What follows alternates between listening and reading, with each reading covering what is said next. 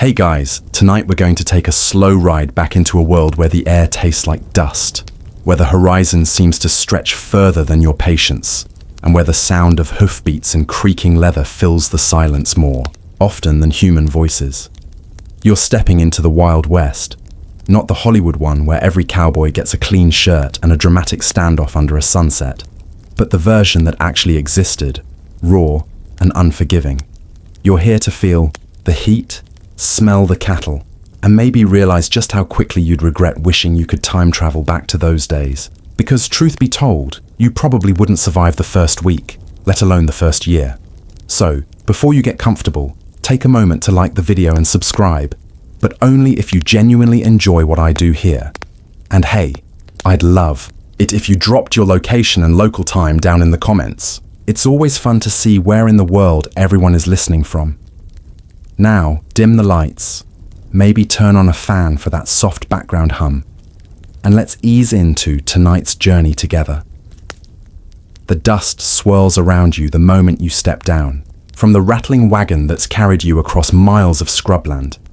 The wheels behind you creak as if sighing in relief, and your boots sink into earth that seems permanently baked under the sun. The air is sharp with the smell of sagebrush, and out on the horizon you see nothing but space. An intimidating, endless openness that makes you feel both free and terrifyingly small. There are no tidy fences, no shaded porches, no friendly towns waiting with open arms. Just dirt, wind, and the promise that life here will take more out of you than it ever gives back. Your throat is already dry, though you just drained the last swallow from your canteen. Water isn't something you take for granted here. Every drop is fought for, carried or prayed down from clouds that can go missing for months. You shift your shoulders, and the stiff leather straps of your gear bite into skin already rubbed, raw from travel. Somewhere behind you, the driver mutters about moving on before nightfall. But you don't move yet. You're still staring, letting it sink in that this is no longer a dream of open skies and adventure. This is the place where adventure gets you sunburned, snake-bitten, and possibly shot before you've even finished unpacking. Historians still argue whether the average cowboy's life was more brutal than that of a coal miner or a factory worker back east. Sure, the air out here was cleaner and the horizon wider, but at least factory workers didn't have to wonder if they'd wake up with a scorpion in their boots or a band of rustlers running off the cattle they'd spent months herding. You're in the middle of nowhere, and the rules of survival are brutally simple. Eat, drink, ride, and hope you don't get unlucky. The first sound that really pulls you into this place isn't the wind, but the restless shuffle of cattle nearby. Low, heavy bellows ripple across the plain, like the groaning of an old ship on the ocean. They're more than just animals. They're walking banks, the currency that keeps ranchers wealthy and cowboys barely fed. And here's the kicker. You're not even the one who owns them. You're just hired muscle with a sore back, a cheap hat, and wages that will vanish in a saloon long before you see anything resembling comfort.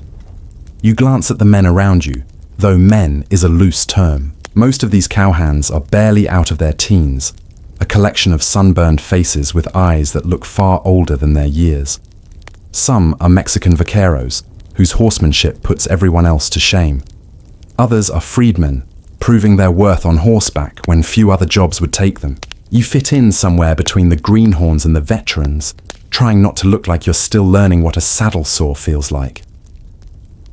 The wagon rattles away, leaving you standing in a swirl of grit. Welcome to the frontier. You're officially on your own. Already, you're starting to notice the rhythm of this land.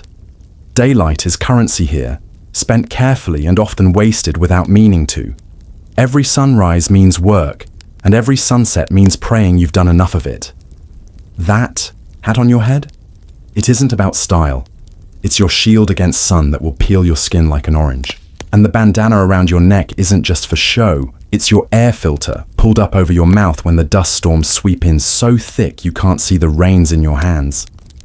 One of the veterans chuckles at the way you're standing, stiff as a board with your boots sinking into dirt.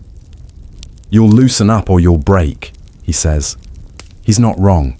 Out here, you don't last long unless you bend with the wind, even if it means swallowing your pride along with mouthfuls of grit. There's a weird silence to the plains that feels heavier than noise. You hear your own breathing louder than you want to.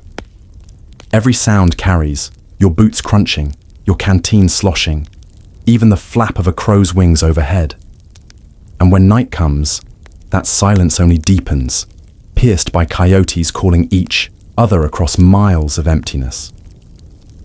You'll get used to it eventually, but right now it makes your skin prickle like the whole land is watching you. It's easy to romanticize this moment, to imagine yourself as a bold figure silhouetted against the sunset. But the truth is, your back hurts, your lips are cracking, and you're already wondering when you'll get your next drink of water. This isn't a painting. This is the grind of survival, and you've just arrived at the starting line. Funny thing? The first cowboys didn't even call themselves cowboys. Many preferred cowhands or drovers, since boy felt a little too dismissive for a grown man who could break a wild horse with nothing but a rope and a prayer. The term stuck, though, probably because dime novels loved it. If you want to sound authentic out here, you'll just call yourself one of the hands. You're not the hero. You're just part of the herd. By the time the sun dips low, your clothes feel fused to your skin, every seam stiff with sweat and dust. Your boots, which felt solid this morning, now pinch like torture devices designed by someone who hated feet. You're already longing for the idea of camp, even though camp is just a fire, a circle of bedrolls, and a night sky so huge it threatens to swallow you. Here's the thing, you'll survive this first day, but mostly because you don't. Have a choice. There's no turning back once you step off that wagon. You're here, boots in the dirt, the horizon daring you to keep walking. And as tired as you are, a small thrill still hums in your chest. The kind of thrill that makes you think maybe, just maybe, you'll find a way to carve out a life here, or at least a story worth telling. The first light of dawn doesn't come gently out here. It smacks you in the face with a pink glow that spreads across the plains like spilled paint, and before you're ready, the whole sky is alive with color. You'd think the sun would at least have the decency to rise slowly, but no. 1 minute it's stars and the faint crackle of a dying campfire. The next, its brightness glaring at you through half-shut eyelids. You roll over in your bedroll, feeling the grit of sand in your teeth, and realize sleep out here is more of a truce than a rest. A cowboy's morning doesn't wait for your groaning protests. The boss, usually called the trail boss, has already been awake for a while. His silhouette cuts against the fire as he mutters orders, pours black coffee thick enough to stand a spoon in, and reminds everyone that the herd isn't going to move itself. You drag yourself upright, joints creaking, hair stiff with dust, and breathe in the sharp sting of campfire smoke. Congratulations, you've officially made it to your first cowboy morning. The smell of coffee is stronger than any rooster's crow. It seeps into the cold air, coaxing you toward the fire. You clutch a tin cup, and the heat nearly burns your hands while the liquid burns your tongue. There's no cream, no sugar, just bitter black liquid that tastes like scorched earth. And, yet somehow, it's better than any cafe brew you've ever bought in the modern world. Maybe because out here, caffeine isn't a luxury. It's survival in liquid form. You notice how the camp comes alive in quiet routines. Men pull on their boots, stomp them into place, and tie bandanas around their necks. Horses snort and shuffle, as though annoyed they've been woken too early, while you tug your blanket tighter, already missing the little warmth it gave you. Cowboys stretch in silence, shoulders cracking, hands flexing, eyes still half closed. No one wastes words this early unless it's necessary. Here's a fact most people don't realize. The workday for a cowboy often started before sunrise and didn't end until long after dark.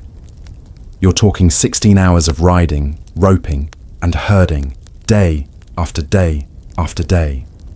Compared to the 9-to-5 lives back east, this was more like 6 to 10, 7 days a week. Historians still argue whether cowboys worked harder than the average farmer, but most agree that at least farmers got to sleep in a real bed at the end of the day.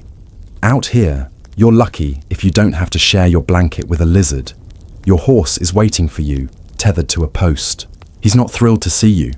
His ears flick back, eyes half-lidded, as if asking, "Really? Already?" You pat his flank, pretending you're both in this together. The truth is, you need him more than he needs you. A cowboy without a horse is just a tired man in a funny hat. You run your hands over his coat, feeling the muscles beneath, and begin the ritual of saddling up. Cinches are tightened, stirrups adjusted, straps checked twice. This isn't just gear, it's your lifeline. One slip of a strap on a long ride, and you're eating dirt while the herd disappears into the horizon. Breakfast is quick, and if you thought it would be hearty, think again. Maybe beans left over from last night's pot. Maybe biscuits so hard you could use them as poker chips. Maybe a strip of bacon if you're lucky. You chew with your jaw more than your teeth, and wash it all down with another swig of bitter coffee. No one lingers over breakfast. The herd waits, and cows have a nasty habit of wandering when you're not looking. You sling your saddlebag over your shoulder, stuff your blanket roll behind the cantle, and mount up. The leather creaks, the horse snorts, and suddenly, you're taller than the prairie grass, looking out over a world that seems to roll forever. There's a strange beauty in this morning ride. The golden light stretching across the land, the faint haze of dust rising from the herd, the chorus of lowing cattle echoing like an organ in some wild cathedral. It's at this moment, riding, with sleepy eyes and an empty stomach, that you realize cowboy mornings aren't about peace or poetry. They're about routine. The repetition keeps you alive. Every man has a task. Someone checks the remuda, the spare horses that travel with, the herd. Another gathers strays that wandered in the night. The cook, affectionately or mockingly called Cookie, scrapes last night's pot and mutters about ungrateful men who don't realize how much work beans actually take. Everyone moves without being told. You do too, because standing still makes you look useless, and uselessness doesn't last long out here. Here's your quirky tidbit. Some cowboys brush their teeth with twigs dipped in ashes. Imagine that first thing in the morning, before you've even had coffee, scraping grit across your gums and calling it hygiene. You, on the other hand, are just grateful if you can spit the dust out of your mouth before mounting up. The trail. Boss rides past, his eyes scanning the horizon, then the men, then the herd. He doesn't smile, doesn't greet anyone, just nods once. That nod means everything is in order, for now. If he scowls, you'll feel it in your stomach for hours. His word is law, and out here, law is a rare and precious thing. You settle into your saddle, adjusting your bandana to keep the dust from choking you. Already, you can feel the sun gaining strength, promising heat that will slap you across the face before noon. Your stomach grumbles, but you ignore it.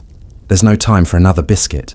Somewhere off to your left, a younger cowboy starts humming. It's not a real tune, just a low drone to pass the time. Soon, another joins in, and before long, half the camp is humming along with a melody that doesn't have a name. You realize songs aren't just for fun. They keep the cattle calm. A sudden silence can spook them worse than thunder. It's your first real lesson of the day.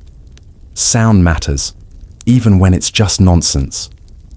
The morning stretches on, and the herd begins to move.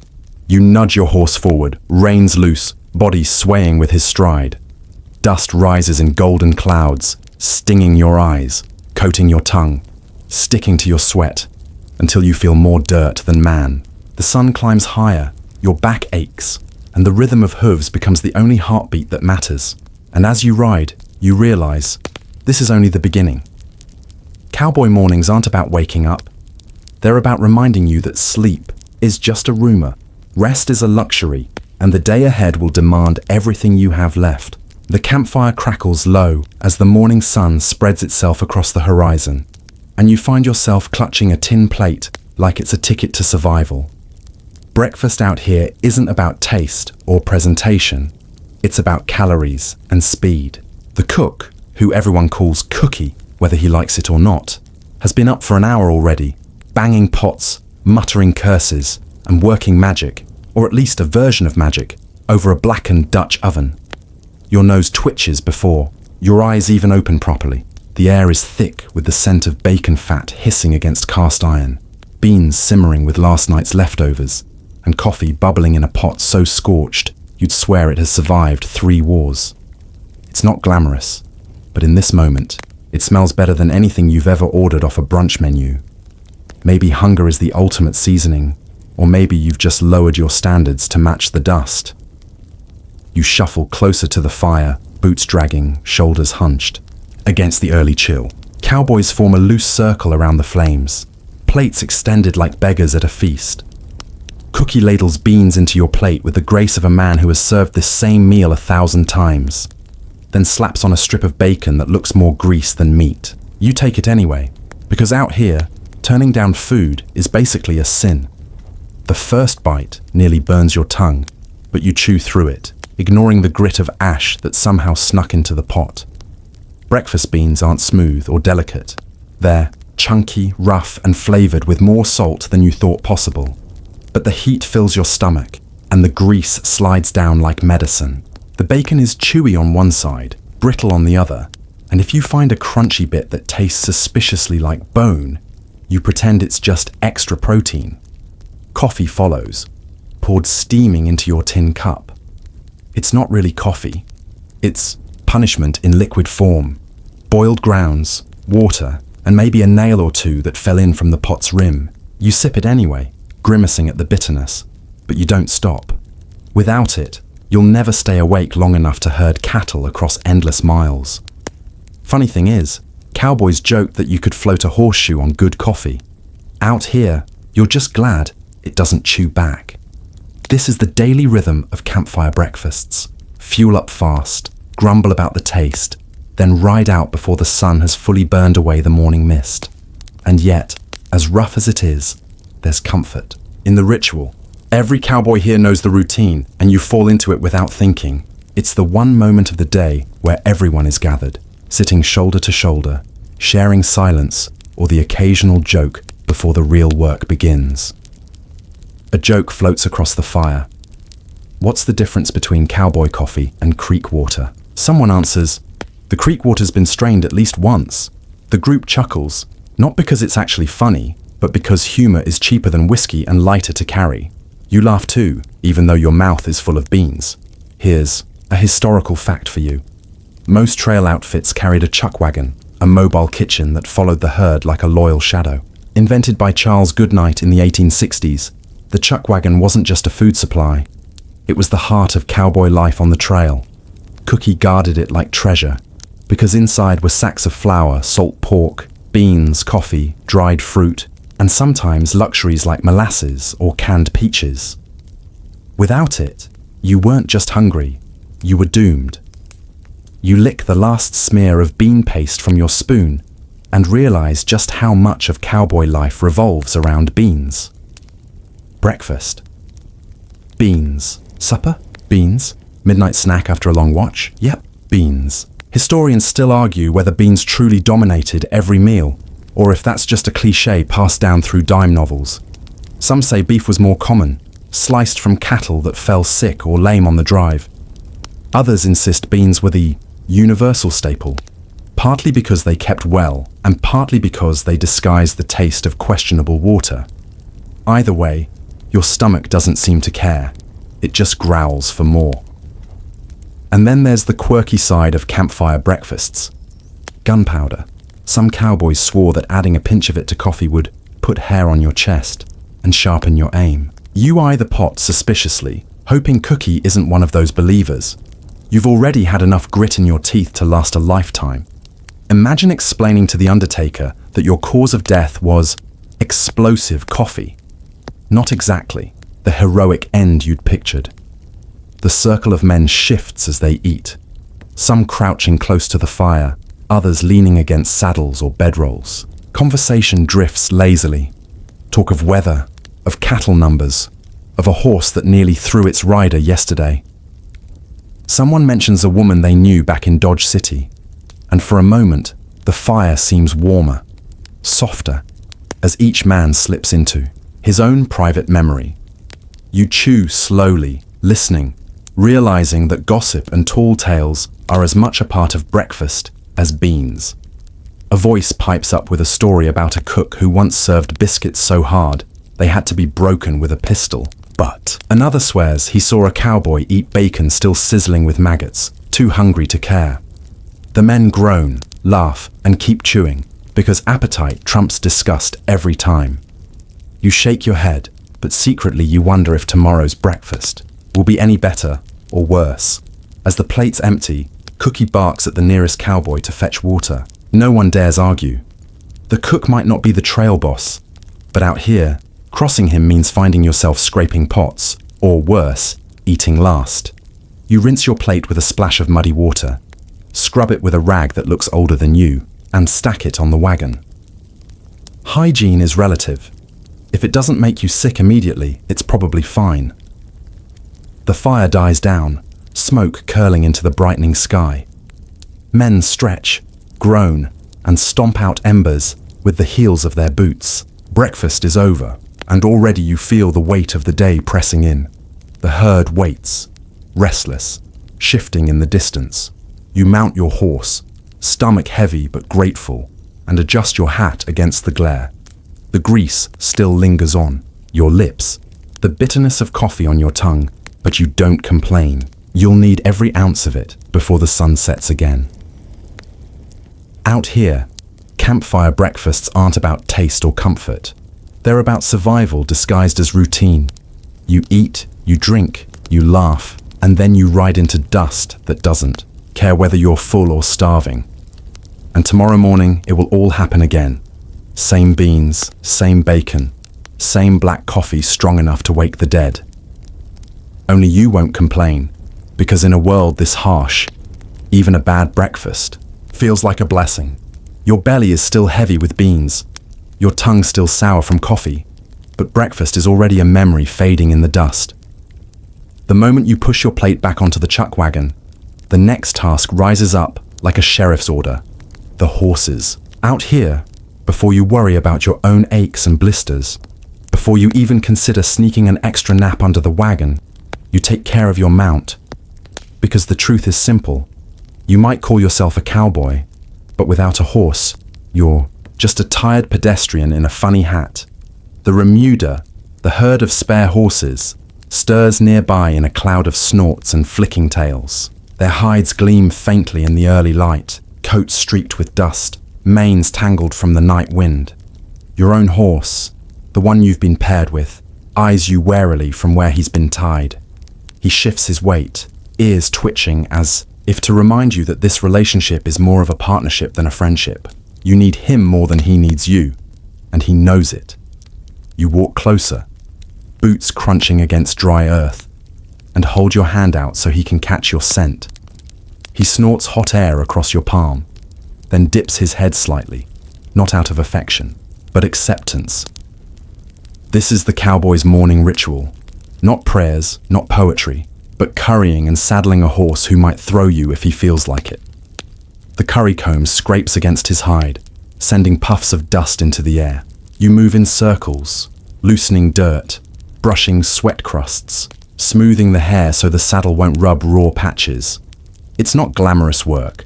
Your arm aches, your back bends, and the horse occasionally flicks his tail across your face, like he's slapping you just for fun. But this is how trust is built. Not in grand gestures, but in patient strokes, day after day. Here's a mainstream fact. Most cowboys didn't own their horses. They were supplied by the ranch or trail boss, part of the outfit's remuda. A cowboy might be assigned several horses on a drive, rotating them so none wore out too quickly. You might get attached to one, sure, but you rarely got to keep him. When the drive ended, the horses went back to the rancher while you collected your meager wages. It's like renting a car, except the car has a bad attitude and occasionally tries to bite you. As you brush, you notice scars on his flank, marks of past scrapes, barbed wire tangles, or maybe a too tight cinch from some careless hand. You murmur softly, words meant less for meaning than for tone. Some cowboys swore horses understood every word. Others said they only cared about feed and reins. Historians still argue whether the bond between cowboy and horse was exaggerated. by folklore, or truly as deep as letters and memoirs suggest. Some accounts describe men weeping when their mounts died. Others show a blunt pragmatism. One horse gone meant another to saddle. You'll find your own truth in time, depending on how long this beast lets you stay in the saddle. Your fingers work down to his hooves, and here's where the real challenge begins. You squat low, grip his fetlock, and tug his leg up to clean, the hoof. He resists at first, jerking his weight, but eventually relents, leaving you holding a surprisingly heavy limb against your knee. With a hoof pick, you scrape out rocks, mud, and whatever else he collected overnight. One wrong move, one twitch of muscle, and you could end up with a hoof in your ribs. But you do it anyway, because a stone left in the hoof today could mean a lame horse tomorrow, and a lame horse means you're walking. And walking across this land is a punishment worse than bad coffee. The smell of the hooves rises sharp and earthy, mingling with dust. You set the leg down gently, pat his shoulder, and move on to the next. By the time you finish, sweat runs down your back, and your arms tremble with the effort. Horse care is as much a workout as riding, though no one tells you that when you sign up for this life. The saddle waits nearby, heavy leather creaking as you lift it.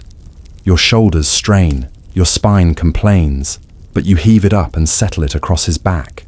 The blanket underneath is adjusted carefully. Wrinkles here mean sores later. You tighten the cinch slowly, pulling leather through the buckle until it's snug. Too loose, and the saddle will slide out from under you the moment he bucks. Too tight, and you'll rub him raw. Balance is survival. You check twice, maybe 3 times, because the only thing worse than falling is knowing it was your fault. You run your hand along the reins, fingers brushing the worn spots where countless other riders have held them. The bridle slips into place, the bit clinking against teeth. He tosses his head once, offended, then settles, chewing slightly as if to remind you he has opinions. You adjust the stirrups, tug the straps, and finally step back to admire your work. He's ready, or at least as ready as he'll ever be. Here's a quirky tidbit for you. Some cowboys believed rubbing tobacco juice on a horse's sore spots could cure them. Others swore by mixtures of axle grease, whiskey, or even turpentine. Out here, veterinary science was less about textbooks and more about try it and see if he dies. You're just grateful you haven't been asked to rub anything strange on your horse. Yet. The men around you are all performing the same ritual, though with varying degrees of patience. One curses as his horse sidesteps every time he tries to tighten the cinch. Another mutters a lullaby in Spanish, soothing his mount into stillness. A third, less lucky, yelps as his horse jerks away, sending him sprawling in the dirt. The laughter that follows is loud and merciless. Out here, everyone laughs at your pain, mostly because they know they'll be the next to provide entertainment. You glance at your horse again, noting the way his ears flick at every sound. Horses are the cowboys' early warning system. They'll hear trouble before you do. Thunder, coyotes, or the distant rumble of a stampede. You learn to trust their instincts, even if it means looking like a fool when you draw your gun at shadows. Your horse will often save you from yourself, though he'll never let you forget he's the smarter one in the partnership. By the time the sun is fully up, the herd is restless, the men are mounted, and you swing yourself into the saddle. Leather creaks, the horse shifts, and your body molds into place, sore but secure. You take a deep breath, the smell of horse sweat and oiled leather filling your nose, and realize this animal beneath you isn't just transportation. He's your lifeline. You'll cross rivers, chase cattle, outrun storms, and maybe dodge bullets together. And though you'll never admit it out loud, you whisper a quick, "Don't kill me today," into his ear. The trail boss rides past, his horse stepping like it owns the ground. He glances at your mount, nods once, and that's all the approval you need. You tug the reins, heels pressing lightly, and your horse moves forward into the shifting dust of the herd. And in that moment, you understand. Horse care isn't just a chore. It's a pact. Every brushstroke, every tightened strap, every whispered word is an unspoken deal. You'll take care of him, and in return, maybe he won't throw you face first into a cactus. It's not affection, Not really. It's survival, wrapped in leather and sweat, sealed with the dust of the trail. The herd moves before you are truly ready for it. 1 minute they're milling about, heads down in patches of brittle grass, tails flicking lazily against flies. The next, they begin to shuffle forward, dozens upon dozens of hooves drumming, against the dirt like the beginning of a storm. You tighten your grip on the reins, feel the leather bite into your palms, and swallow hard. This is what you signed up for, the great trail drive. The air is already vibrating with noise. Low bellows roll across the plain, each animal adding its own bass note to the chorus.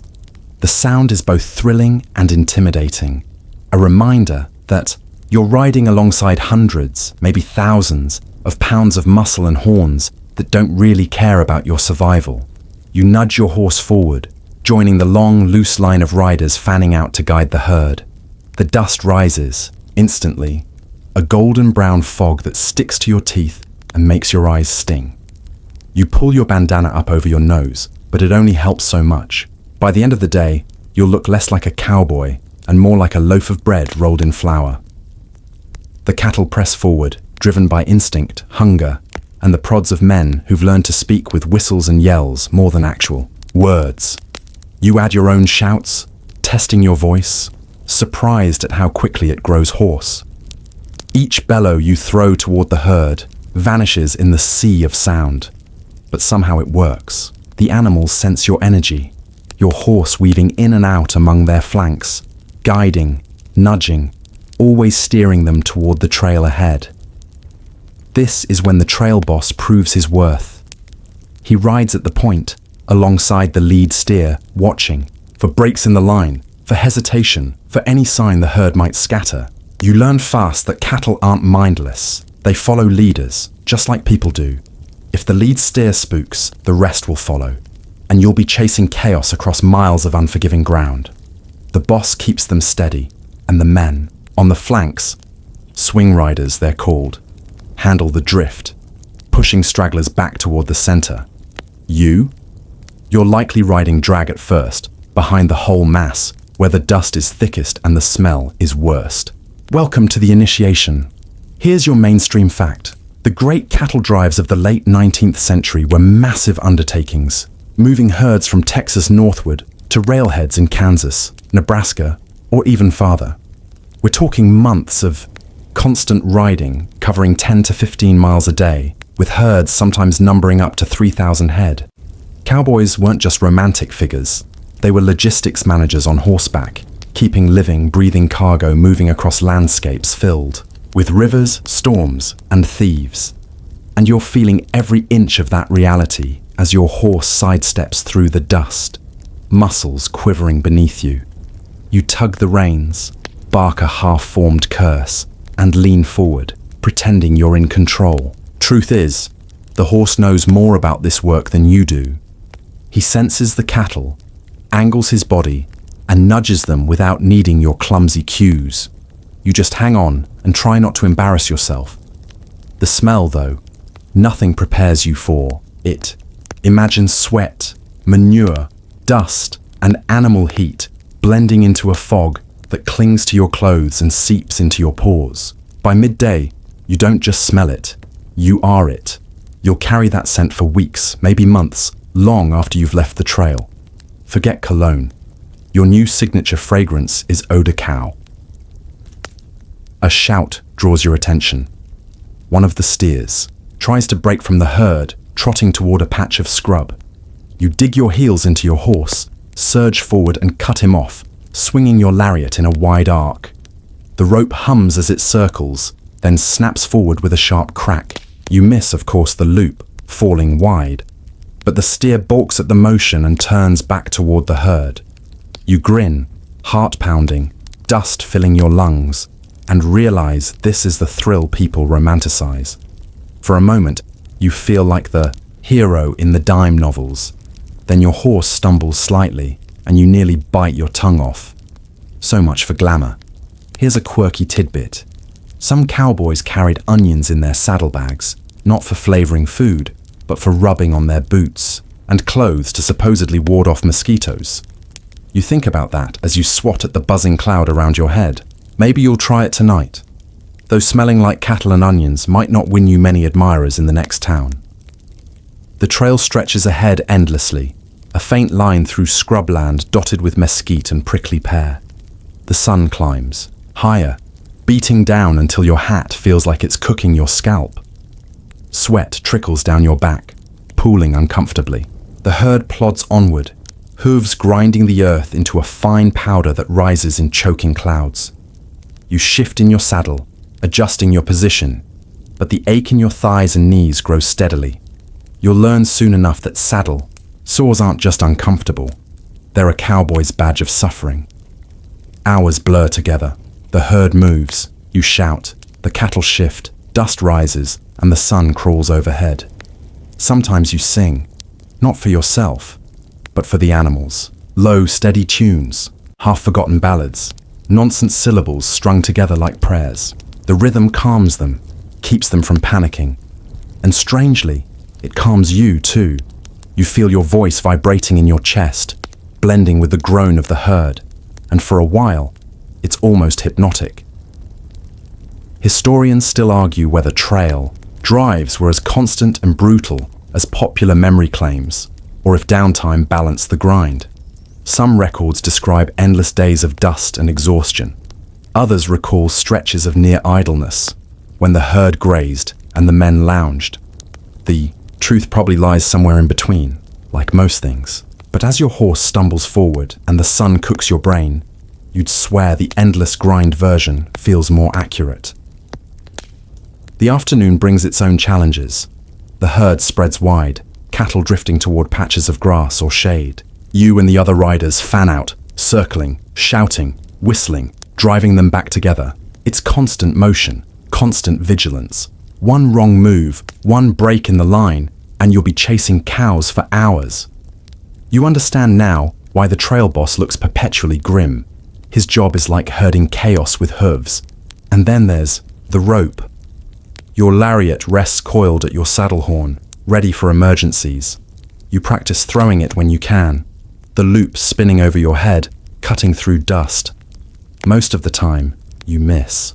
But when you catch a steer by the horns or heels, the thrill shoots through you like lightning.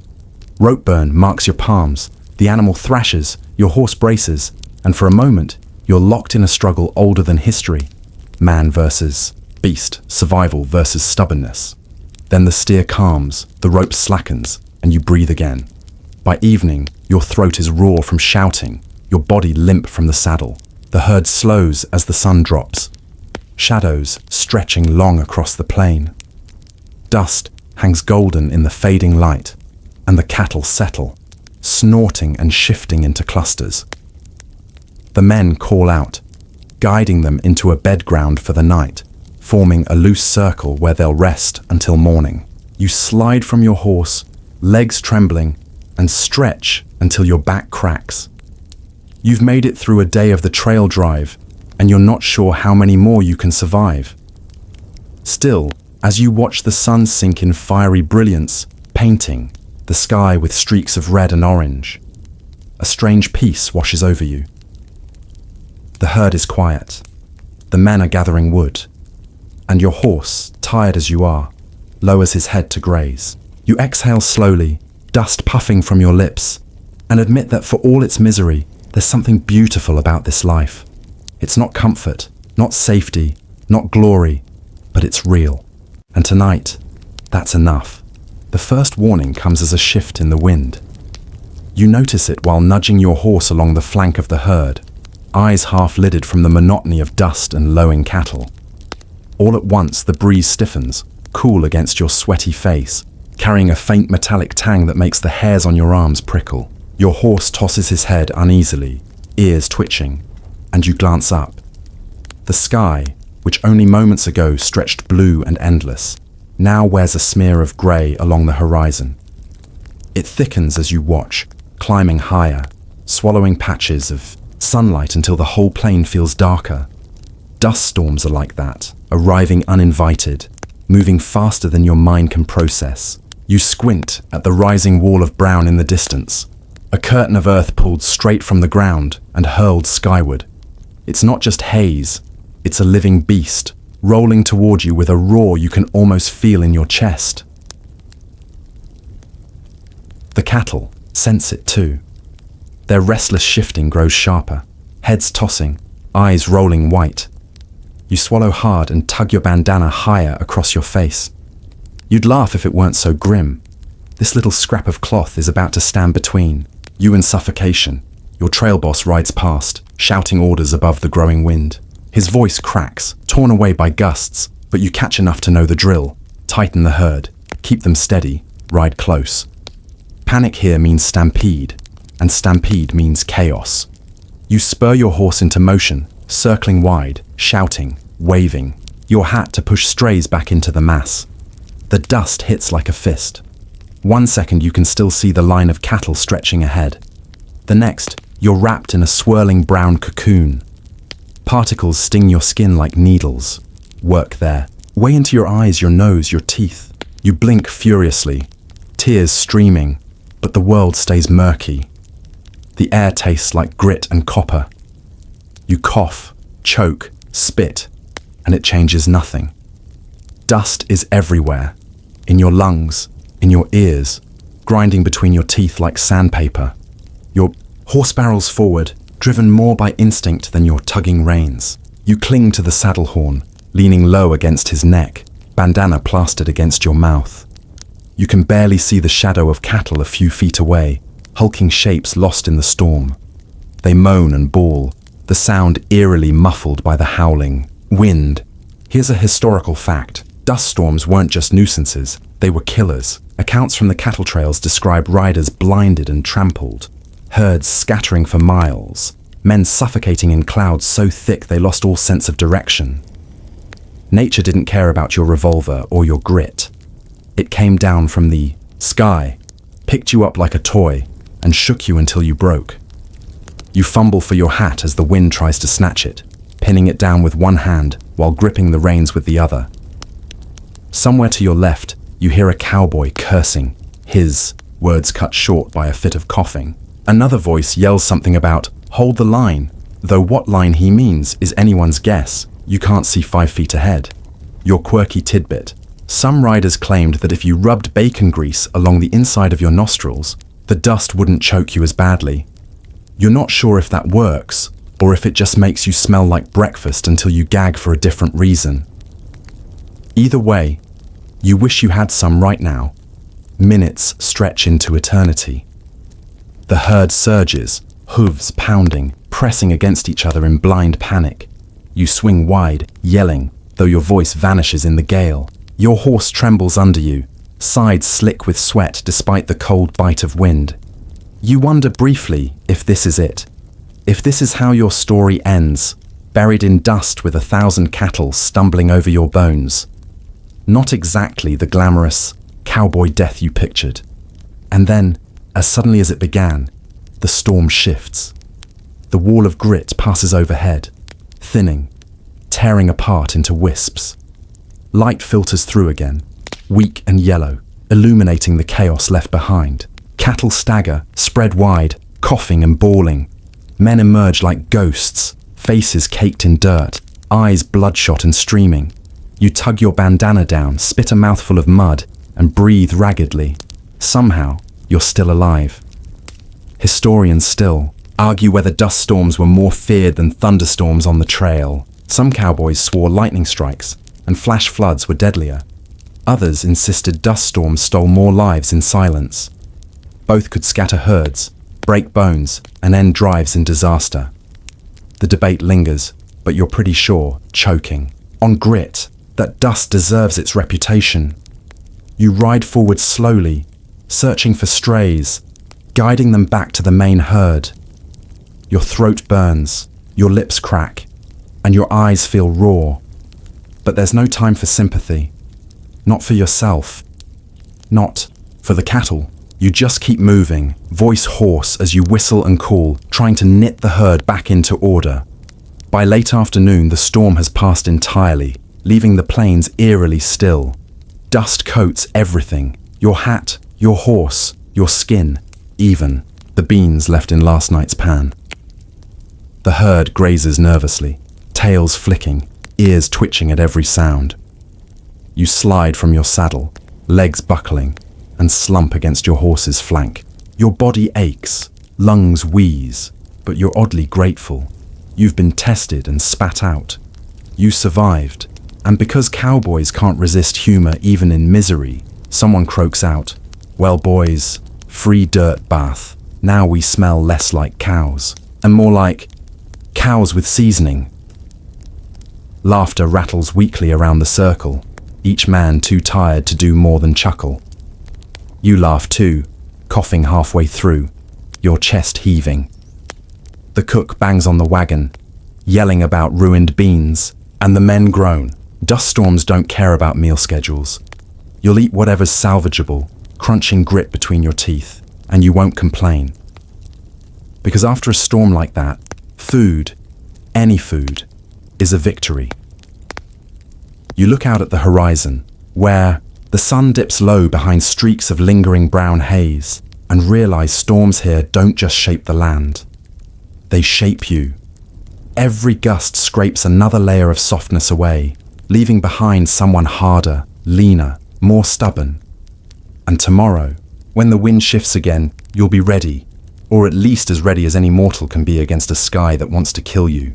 The day has ended, but peace doesn't exactly follow. The herd is bedded down in a rough circle, low silhouettes hunched against the last streaks of twilight. Fires glow faintly at the center of camp, where Cookie scrapes soot from his pots and mutters about ruined beans. The men laugh weakly, tugging blankets around shoulders that ache like they've been beaten by invisible fists. Your throat is still raw from the storm's grit, your eyes scratchy, but at least the night air feels cool.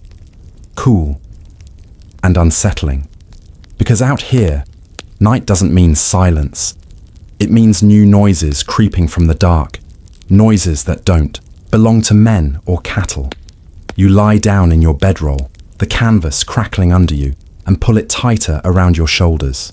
The stars sprawl endlessly overhead, sharp and cold, and the land feels even bigger than it did this morning. Every sound carries across the plain.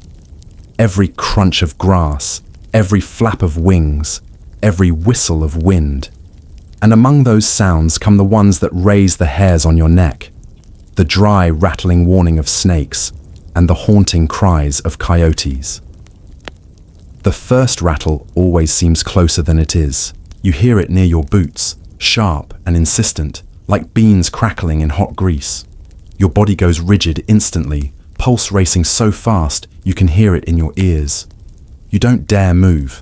Somewhere in the grass, inches away, or maybe feet, a rattlesnake is coiled, head lifted, tongue flicking. He's telling you that this patch of ground is his, and you're an uninvited guest. Cowboys learn to respect that sound like it was gospel. One careless step, one reach in the dark, and fangs could sink into flesh faster than thought. Here's a mainstream fact. Rattlesnake bites on the trail weren't uncommon, and medical options were grim. Cowboys might try cutting the wound and sucking out venom, or applying a tourniquet to slow the poison. Some swore by whiskey as a cure, though that might have just been an excuse. Survival depended on luck, and sometimes the only thing to do was wait and see if the swelling stopped at your ankle or climbed to your chest. You stay frozen until the rattle fades, the snake deciding you're not worth the fight. Only then do you exhale, shaky and loud, and tug your bedroll tighter. Sleep, however, won't come easy, and then come the coyotes. Their calls rise in eerie harmony, high-pitched yips and long, wavering howls that echo across the plain. At first it sounds like one voice, then two, then a dozen, all weaving together in a chorus that sounds more ghostly than animal. The cattle shift nervously, lowing softly, hooves stamping the dirt. Your horse flicks his ears, tail swishing, eyes rolling white in the starlight. Coyotes don't often attack herds. They're scavengers, not brawlers, but their cries gnaw at nerves all the same. You lie back, staring at the sky, and listen. The howls rise, fall, pause, then start again, like a song you can't escape. Some cowboys laughed it off. claiming coyotes were just prairie dogs with good voices. Others muttered prayers, swearing the cries were spirits of the dead riding the wind. Historians still argue whether cowboy superstitions about coyotes were genuine beliefs or just fireside exaggerations. Either way, when you hear them in the dark, it's hard not to believe every ghost story you've ever been told. You shift in your bedroll, pulling your hat over your face. The canvas crinkles, and you imagine every wrinkle sounds like a snake. You tell yourself to relax. After all, most cowboys survived years on the trail without a single bite. But then you remember the story someone told at breakfast about a man who rolled over in his sleep onto a rattler and never woke up. You shake your head, muttering under your breath, trying to laugh it off. Sweet dreams, partner. Don't let the snakes bite. Here's a quirky tidbit. Some cowboys actually kept skunks as pets around camp, believing they scared off rattlesnakes. Imagine rolling over to see a skunk snuggled in your blanket and being relieved. That's how desperate men were for reassurance in snake country. You close your eyes, trying to will yourself into slumber, but the night refuses to let you rest easily. The coyotes strike up another chorus, and your imagination fills in the blanks, teeth glinting in moonlight, eyes watching from the brush. You grip the handle of your revolver under the blanket, not because you plan to shoot, but because cold iron feels like comfort in your palm. Sleep finally comes in fits, shallow and restless. You drift off to the rhythm of howls and rattles, jerking awake whenever your blanket shifts or the cattle shuffle too close. Every snap of a twig jolts you. Every whisper of wind turns into a threat. Out here, bedtime isn't about peace. It's about endurance. By dawn, you're exhausted, eyes gritty, body stiff from lying tense all night. You rise with the others, stretching, yawning, trying to laugh at your own paranoia. One cowboy jokes, "Heard the coyotes wanted to join the drive, said they'd work for beans." Another adds, "Snakes too, but they wanted bacon." The laughter ripples weakly, but it helps. Humor, even bad humor, is the only antidote to fear. You stamp out your bedroll, shaking the canvas just in case something slithery decided to borrow it. Your boots, you check twice, tapping them upside down before slipping them on. That's another unspoken rule out here. Never trust an empty boot until you've tested it. You don't want to meet the rattlesnake who made it his new apartment. The sun rises, burning away shadows, but the memory of the night lingers. You mount your horse, saddle creaking, and glance back at the bedground. It looks harmless in daylight, nothing more than flattened grass and fading campfire smoke. But you know the truth now. Night transforms the prairie. It fills it with whispers, warnings, and cries that burrow into your bones. And tonight, it will happen all over again. Out here, you don't sleep for rest. You sleep because your body gives up. And when the coyotes sing and the snakes rattle, you cling to your bedroll like it's armor, whisper a prayer to the indifferent, stars, and remind yourself that morning always comes, whether you're ready or not. Morning comes again, dragging your bones upright whether you're ready or not. The coyotes have gone quiet. The snakes have retreated to their burrows, but new discomfort waits the moment you reach for your clothes. Out here, what you wear isn't about fashion or personal expression. It's about whether you make it through the day without roasting, freezing, or bleeding through your socks. You pull on your shirt first, stiff with yesterday's sweat, creases hardened into ridges that scrape against your skin. The fabric smells like smoke, dust, and horse, but you shrug it on anyway. Laundry is a rare luxury, and no one expects you to smell like roses. Truth is, if you smell a little less like beans than the next man, you're already winning. Your hat sits nearby, crown dented, brim sagging where rain once soaked it through. You jam it onto your head, shading your eyes instantly. Here's the reality. A cowboy hat isn't about looking iconic. It's your umbrella, your fan, your drinking bucket, and sometimes your pillow. Wide brims keep the sun from cooking your face and shoulders. They also channel rain straight down your back if you tilt wrong. And yes, people did use them to scoop water from rivers. It's multi-purpose survival gear, not just the symbol Hollywood turned into legend.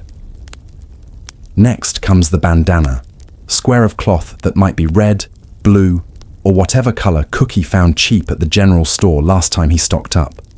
You fold it into a triangle and tie it loosely around your neck. Simple, but effective. Dust storm coming. Pull it up over your mouth. Sun beating down.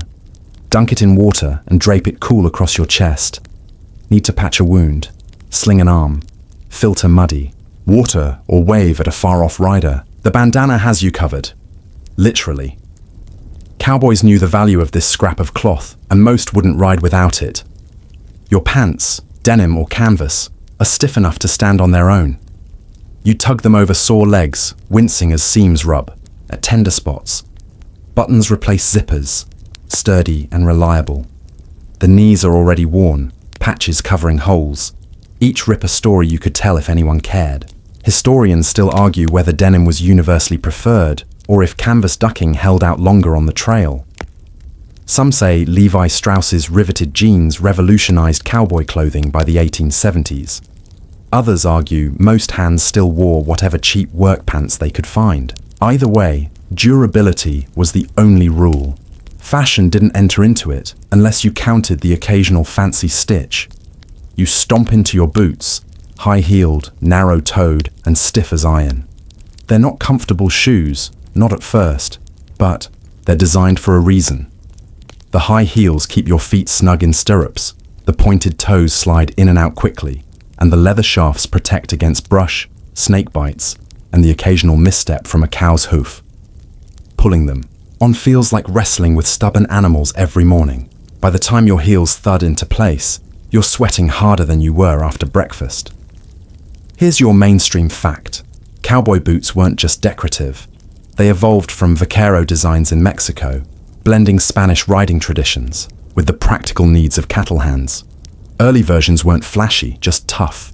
The fancy stitching and pointed toes came later, once cowboys started spending wages in town and bootmakers realized style sold as well as durability. Then there's the belt. Not for fashion, again, but for holding your revolver or knife sometimes. A pouch of cartridges. It hangs heavy at your hip, reminding you with every step that this is a land where tools double as weapons and vice versa. The leather creaks as you buckle it tight. One more layer of armor between you and the world. You throw on a vest next, pockets bulging with whatever you've decided to carry. Tobacco, matches, a scrap of jerky, maybe a folded letter from home. Vests aren't for warmth so much as utility. More pockets meant more survival tricks tucked within reach.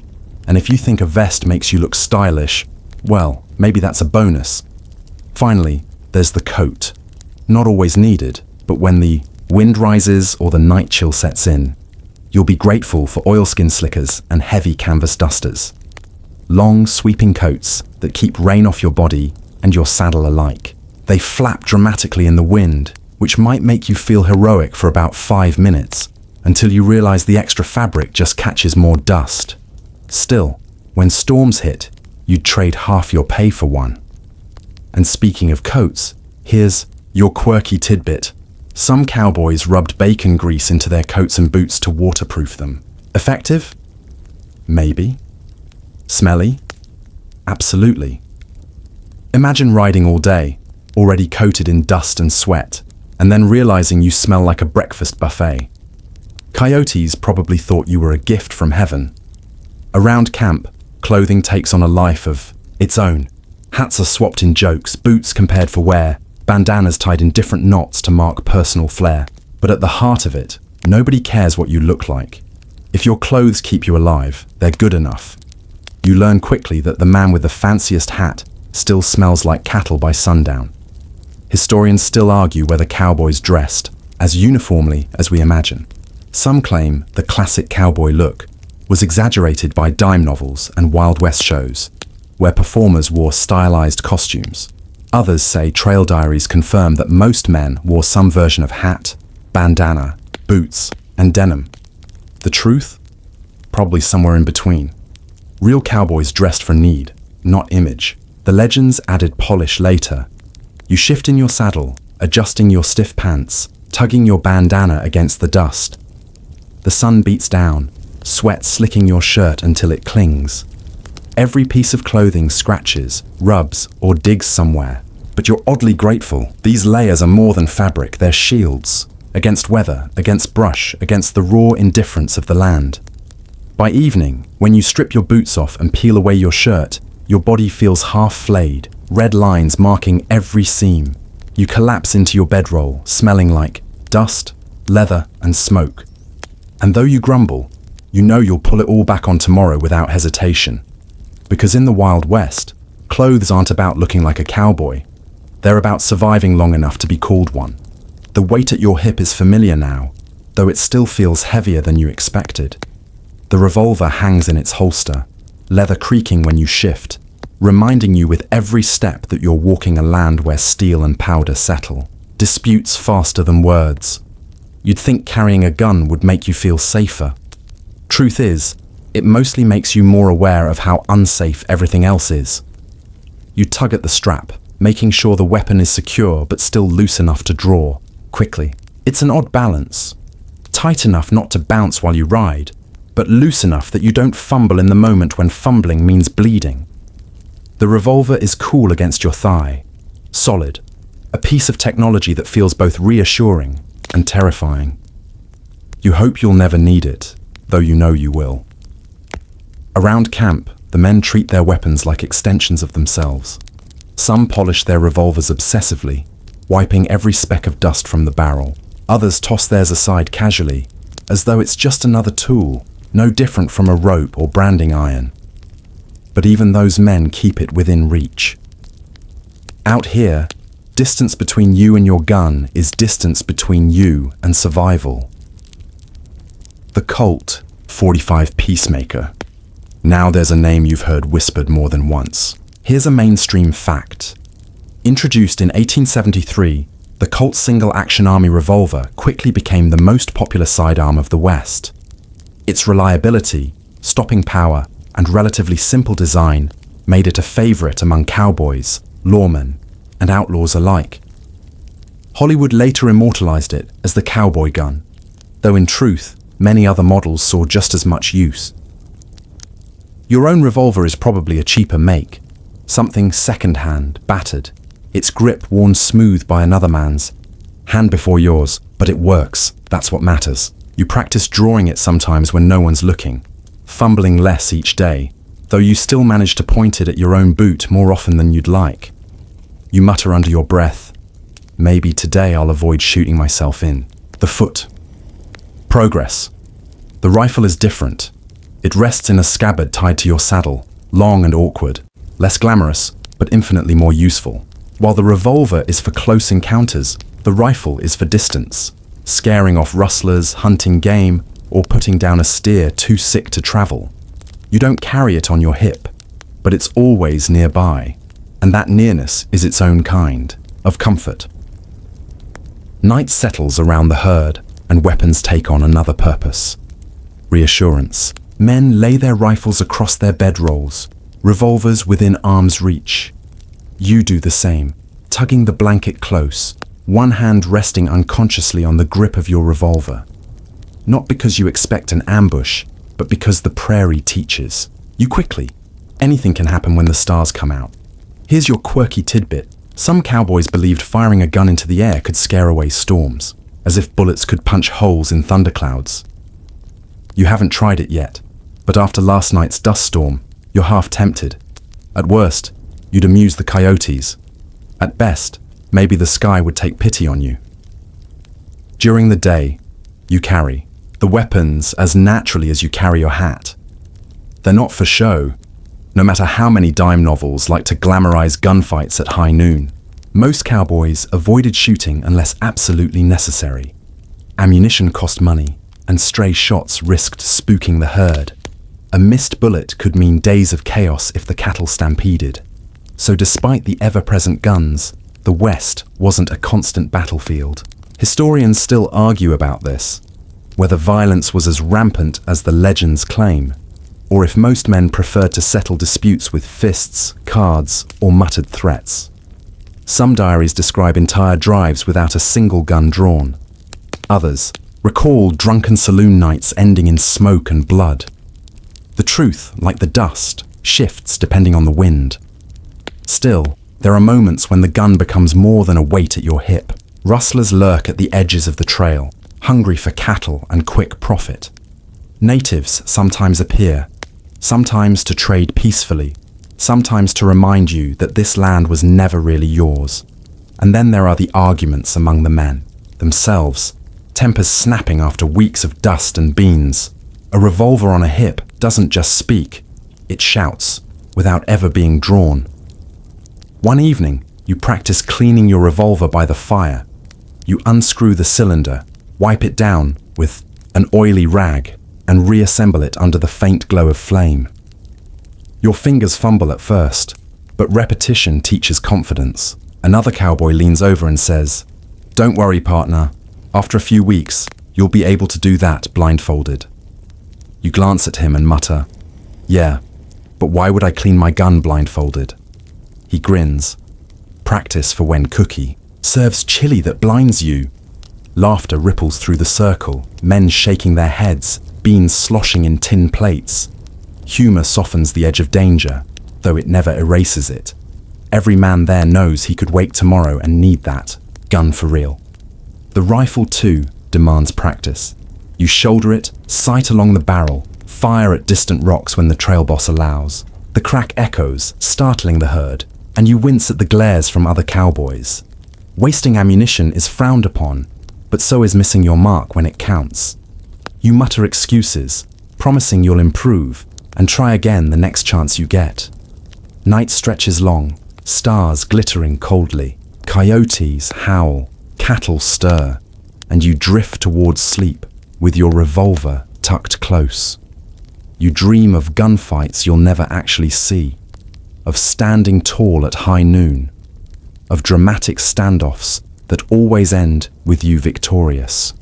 And then you wake, throat dry, gun digging into your ribs, realizing real life is never that clean. Out here, weapons aren't about glory, they're about survival, and survival in the Wild West is never guaranteed. The first time you push through a saloon door, you realize the Wild West has its own kind of church. Not a holy one, though some men might call it that, but a place where rituals, confessions, and sins all collide under one crooked roof. The far doors flap shut behind you with a thud, the light from outside cut instantly into a dim haze of smoke and kerosene lamps. The floor creaks beneath your boots, covered in a thin layer of sawdust meant to soak up spills, and not just of whiskey. You try not to think about the darker stains. The smell hits next, a heady cocktail of tobacco, sweat, cheap perfume, and liquor sharp enough to strip paint.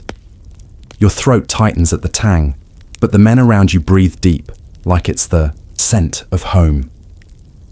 Somewhere at the back, a piano bangs out a tune, not delicate, not skillful, but loud enough to drown the arguments rising at every table.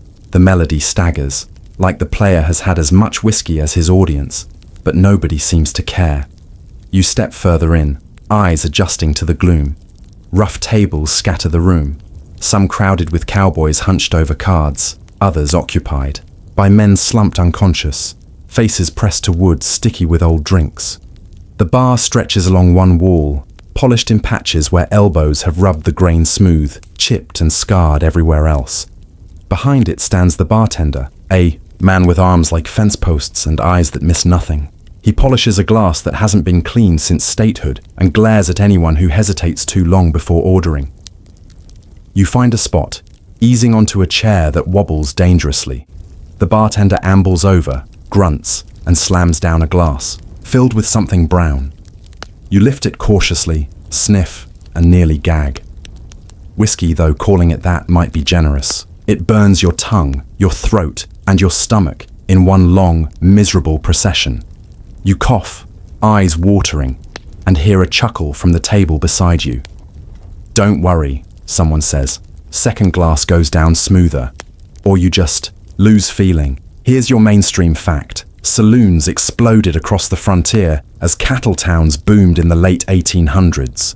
Dodge City alone had over a dozen at its peak, each one promising drink, gambling, and entertainment for men fresh off the trail. Whiskey was the staple, though it was often watered down or improved with ingredients like molasses, tobacco juice, or even rattlesnake heads.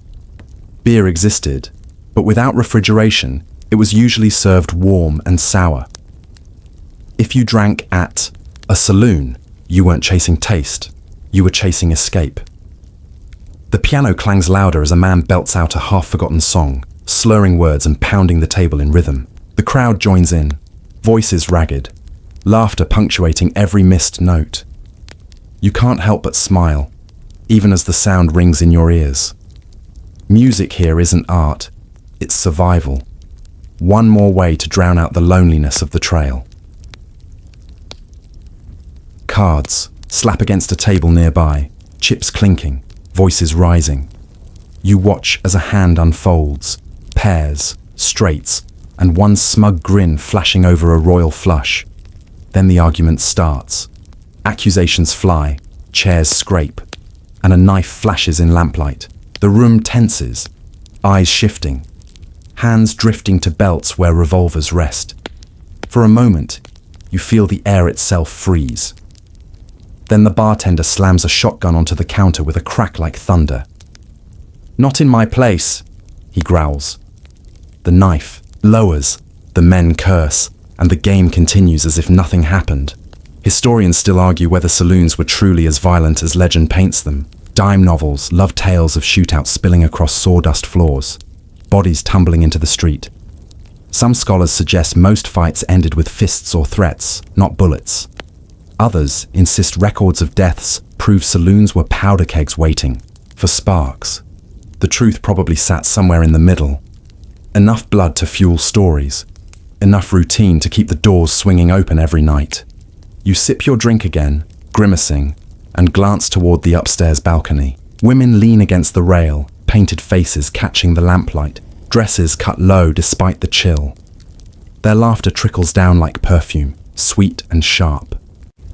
Some cowboys whistle, others avert their eyes, but everyone knows why they're there. Saloons weren't just about whiskey and cards. They were about distraction, in whatever form a man could afford. Here's your quirky tidbit. Some saloons offered free lunches, bread, cheese, pickles, salted meat, meant to lure in customers. The catch? The food was salty enough to parch. You, ensuring you bought drink after drink to wash it down, free, but never cheap. You glance at your glass, lips dry, and realize the scam would probably work on you too. The night deepens. Voices grow louder, laughter sharper, the piano more chaotic. Smoke thickens until you feel it clinging to your clothes. You lose track of time, your head fuzzy, your limbs loose. Around you, men slam their fists in triumph or despair at the card tables. A cowboy staggers past, bumping your chair, muttering apologies you can barely understand. Someone snores loudly in the corner, head tipped back, mouth wide open. You realize this is what the saloon is, chaos wrapped in comfort. A place where men pretend, for a few hours, that the dust and danger of the trail don't exist. Tomorrow, you'll wake with a dry mouth, an aching head, and lighter pockets. But tonight, with the whiskey burning and the piano rattling, you almost believe life here is easier than it really is. You stand, swaying, and push through the doors, back into the cool night.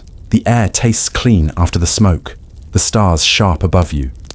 Behind you, the saloon hums on, a beacon of noise and light in the endless dark. You adjust your hat, pull your bandana loose, and smile faintly. The trail will claim you again. Tomorrow, but for tonight, you've had your fill of sawdust floors, sour whiskey, and songs loud enough to hide the cheats. Loneliness doesn't arrive with a bang. It creeps in like dust, quiet, persistent, and impossible to shake once it settles. You notice it first on the trail, somewhere between one endless horizon and the next, when the sky seems too wide and the land too empty. The herd moves in its slow, grinding rhythm, the cattle bawling, the horses snorting, men calling out in tired voices.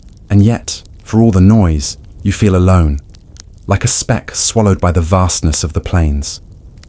You ride with the others, sure, but conversation fades quickly. There are only so many jokes to tell about beans. Only so many songs to mumble before the words feel hollow. Hours stretch long, sun climbing high, dust blinding your eyes, and silence grows heavier than the saddle on your back. You glance at the man riding next to you, but he's slumped in his own thoughts, face unreadable. Out here, solitude doesn't need distance. It finds you even in a crowd. At camp, the loneliness sharpens. Fires burn low, shadows dance, and men huddle in small groups, laughing at memories that don't belong to you. You sit apart, listening, smiling when expected, but feeling the gap anyway. The talk turns to homes left behind, farms in Missouri, families in Tennessee, towns in New England you've never heard of. You don't join in, because what would you say? That your home feels further away each day? That letters arrive rarely, if at all, carried months late, if carried at all? Here's your mainstream fact. Mail service on the frontier was slow, unreliable, and often non-existent along the cattle trails. Cowboys might go weeks or months without news from home. When letters did arrive, they were treasured, read and reread until the paper tore, carried in pockets until the ink smudged into illegibility. A letter could lift a man's spirits for days, or crush them with the weight of absence. You haven't received one yet. You don't even know if anyone's writing. So you make do with the scraps of connection you find, the jokes around the fire, the shared songs drifting into the night. But none of it fills the hollow completely. Coyotes howl again, and you lie, in your bedroll staring at the stars. They're brilliant, countless, spread like shattered glass across the black. Beautiful, yes, but also endless, cold, indifferent. You feel small beneath them, like your life could vanish and the sky wouldn't. Blink. You roll onto your side, pull the blanket tighter, and try not to let the emptiness swallow you. Here's your quirky tidbit. Some cowboys carved faces into potatoes or turnips, keeping them tucked in saddlebags as makeshift companions. They talk to them, joke with them, even name them.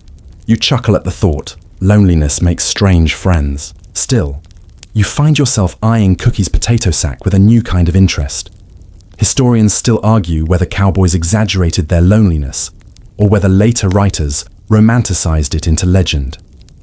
Some accounts paint them as stoic, content, in the silence, men who thrived on solitude. Others describe crippling despair, nights filled with tears hidden beneath hats. The truth, like dust, probably settled somewhere in between. You suspect it depended on the man. Some rode happily alone, others broke under the weight of silence. You? You're still figuring it out. The trail stretches on. Days blur into weeks, weeks into months. You pass towns occasionally, small clusters of buildings, lights glowing like promises. You long to stop, to hear laughter not born of exhaustion, to see faces that aren't sunburned and lined. But the herd doesn't pause for your needs. You keep riding, past people you'll never meet, lives you'll never touch. At night, you hum softly to yourself, half-forgotten tunes from childhood. They anchor you, remind you that you existed before this trail, that you'll exist after, if you survive. Sometimes another cowboy joins in, voices weaving into the dark, and for a moment, loneliness lifts. Music does that, ties men together, without needing words. But when the song fades, silence returns, heavier than before. You lie awake, counting stars, counting breaths, counting days until you'll see anything resembling home. And deep down, you realize something unsettling. The trail may end, but the loneliness it plants in you might never fade. It settles too deep, like dust in your lungs. And so you ride, day after day, night after night, carrying not just cattle, but emptiness too. Out here, loneliness isn't just an emotion. It's another rider, always at your side, silent, relentless, and impossible to shake. Loneliness might stalk you on the trail, but humor is the weapon cowboys sharpen against it. Out here, you don't have theaters, you don't have novels unless someone hauls one along, and you certainly don't have orchestras or comedians. What you have are men with dust in their throats, beans in their bellies, and far too much time on their hands. And when boredom grips a camp, cowboys fight back with the only thing they've got: jokes, tall tales, and songs sung so badly that the cattle probably cringe. The first kind of humor is the bad pun. You learn fast that cowboy jokes don't rely on sophistication. Someone stirs beans over the fire and mutters, "Guess we're in for another moving meal." The groans ripple, and someone else fires back, "Careful, or you'll get canned from camp." It's terrible, but it's better than silence. You chuckle despite yourself, realizing that laughter, even at the worst wordplay imaginable, feels like a pressure valve releasing after miles of monotony. Then come the tall tales. Cowboys stretch stories the way Cookie stretches beans, with no shame and a lot of creativity. One man swears he once roped a tornado, riding it across 3 counties before it spat him out in Kansas. Another claims he shot a rattlesnake so big it took 3 men to drag it to camp, only for it to come back to life when they tried to cook it. You listen, shaking your head, grinning at the exaggerations. Nobody believes them, not really. But belief isn't the point. The telling is the joy, and the laughter it brings is the medicine. Here's your mainstream fact. Cowboy humor was a real cultural glue. Songs, stories, and jokes weren't just entertainment. They were survival tools. Men used them to bond, to ease tension, to pass long nights. The tradition of cowboy poetry even grew from these roots, verses recited around fires and carried on long after the frontier closed. Humor wasn't optional. It was as necessary as boots and bandanas. Sometimes humor turned sharp, pranks slipping into camp life. You wake one morning to find your saddle missing, only to discover it hoisted into a tree by mischievous hands. Or someone switches your hat with one, a size too small, leaving you fuming as you try to cram it onto your head. The laughter from your companions is merciless, but the annoyance fades. In truth, you'd rather be the butt of a joke than sit in silence another night.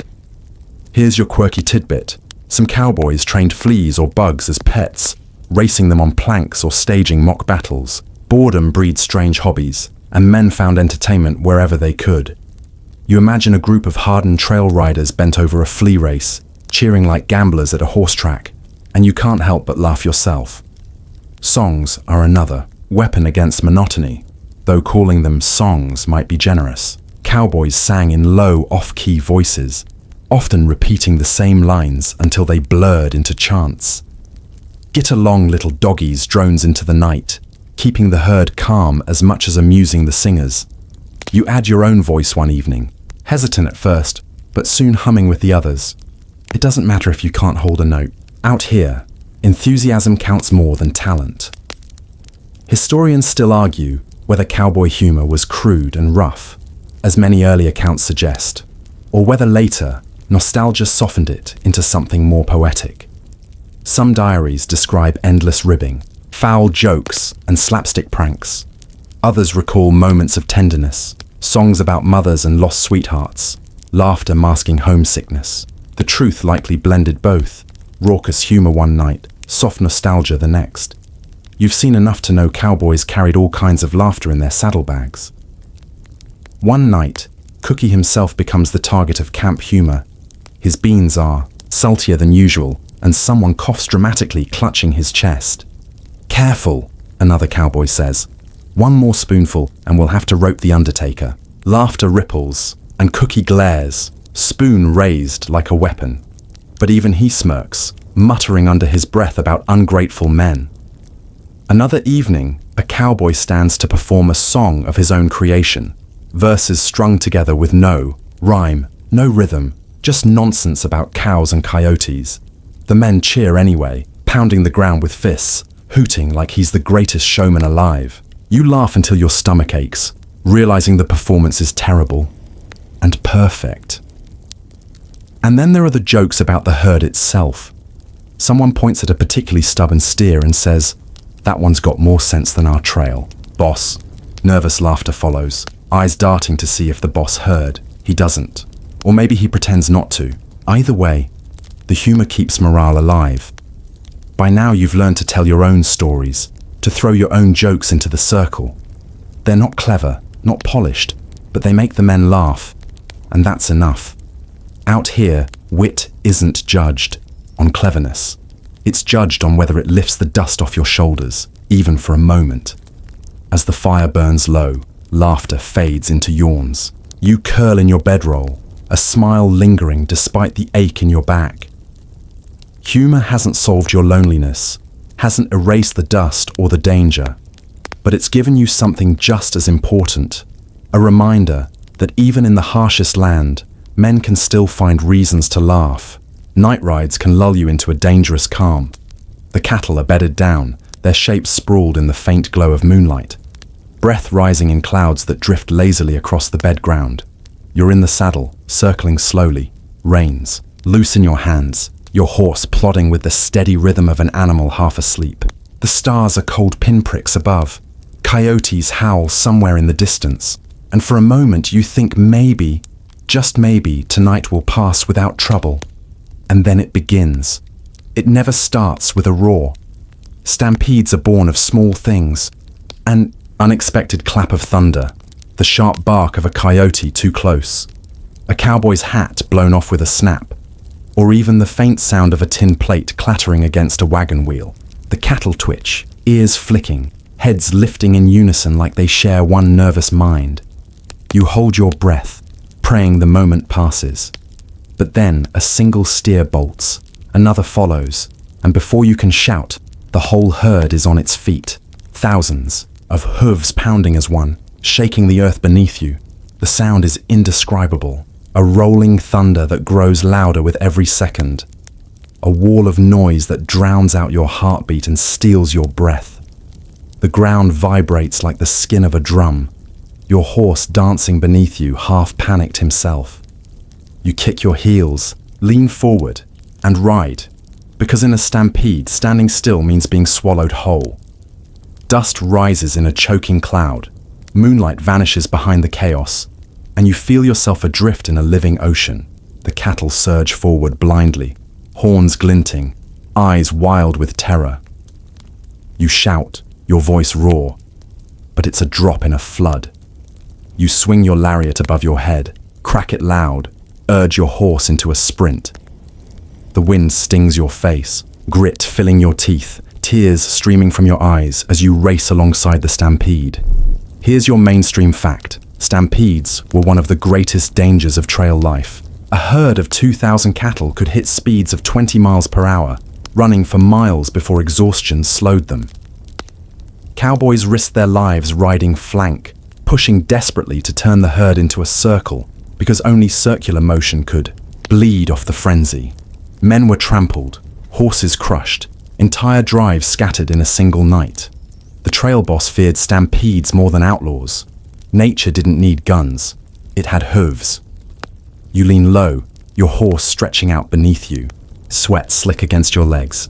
The herd stretches wide, a river of muscle and noise. You angle closer, pushing at their sides, yelling until your throat tears. Others do the same, riders forming a loose crescent, steering, pressing, herding the herd itself. Slowly, agonizingly, slowly, the line begins to curve. The cattle resist, surging forward, but the pressure builds. One steer shifts, another follows, and soon the whole river of bodies arcs, swinging wide into a circle. Dust blinds you, lungs burn, your horse stumbles and recovers. But you don't stop. You can't. Not until the circle closes. The frenzy, feeding into itself until speed drains into spirals, and then at last it happens. The herd slows, hooves pounding less frantically, bodies collapsing into exhausted heaps. The roar fades to heavy breathing, groaning, low bellows. You pull your horse up hard, chest heaving, sweat stinging your eyes. You've survived, but only barely. You glance at the men around you, faces grey with dust, eyes wide and bloodshot. No one speaks. Words would feel sacrilegious after riding against death itself. Instead, you wipe your mouth with your bandana, cough mud, and stare at the heaving shapes around you. Your hands shake as you coil your rope again, leather rough against raw palms. You're alive. The herd is alive. That's enough. Here's your quirky tidbit. Some cowboys swore singing lullabies to the herd at night prevented stampedes. Low, steady songs, crooned into the dark, supposedly soothed the cattle, keeping them calm. You chuckle, imagining a hardened trail hand murmuring, "Rock-a-bye baby," to 2,000 half-ton animals. Still, after tonight, you might try it. Can't hurt. Historians still argue whether stampedes were as frequent as cowboy stories claim. Some suggest they happened constantly, nearly every drive plagued by multiple panics. Others argue the danger was exaggerated by dime novels and Wild West shows, where drama sold better than reality. What's certain is that enough men wrote of the terror, enough lives were lost beneath hooves, that no cowboy ever dismissed the risk. When you hear thunder in the distance, you don't think of rain, you think of cattle. The stampede leaves the camp shaken. Cookie mutters about ruined coffee pots. Men stumble back to fires with hollow eyes, and horses stand trembling, sides heaving. You collapse into your bedroll, body buzzing with leftover adrenaline, ears still ringing with phantom thunder. Sleep doesn't come easy. You jolt awake at every shift of the herd, every creak of leather. When dawn finally breaks, you're as exhausted as if you'd ridden 100 miles. And yet, life continues. The cattle graze as if nothing happened. The men joke half-heartedly about close calls. One cowboy laughs, "Well, at least we got our cardio in." Another adds, "Cheaper than a gym membership." You groan, but the laughter helps. Humor always does. The truth is, stampedes etch themselves into you. You carry the memory of pounding, hooves, of dust filling your lungs, of the sick certainty that you're about to be swallowed. And the worst part, you know it will happen again. Maybe tonight, maybe next week. The herd doesn't care about your nerves. They spook when they spook. All you can do is be ready. Rope coiled, horse steady, revolver useless against an enemy made of 1,000 hooves. When you finally settle that night, blanket wrapped tight, rifle across your lap, you murmur a tune under your breath. Not for yourself, for the herd. A lullaby for cattle, ridiculous but strangely comforting. The stars glitter coldly overhead. The cattle shift and sigh. And you hope, pray, that tonight the thunder stays in the sky, not on the ground. The trail isn't only dust, cattle, and storms. It's also men. Too many men, too close together for far too long. And if you've ever lived in tight quarters with people who snore, chew too loud, or never wash their socks, you know how quickly irritation grows. Multiply that by beans, blisters, and bone-deep exhaustion, and you have a recipe for rivalry. It starts small. A sideways glance at supper. A muttered insult when someone's rope misses a steer. A laugh held just a little too long at another. Man's mistake. You tell yourself it's nothing, but the tension simmers, rising like heat off the prairie. Out here, patience isn't endless. It's a fuse, and sometimes it burns faster than you realize. Take the poker games, for example. After days in the saddle, cowboys hunch over flickering lamplight, cards sticking to sweaty fingers, coins or bullets clinking on the table. One man bluffs, another calls, and suddenly pride is worth more than the pot. Voices rise, chairs scrape, and hands twitch toward belts. Sometimes it ends with a laugh and a fresh deal. Sometimes it ends with a broken nose, or worse. Here's your mainstream fact.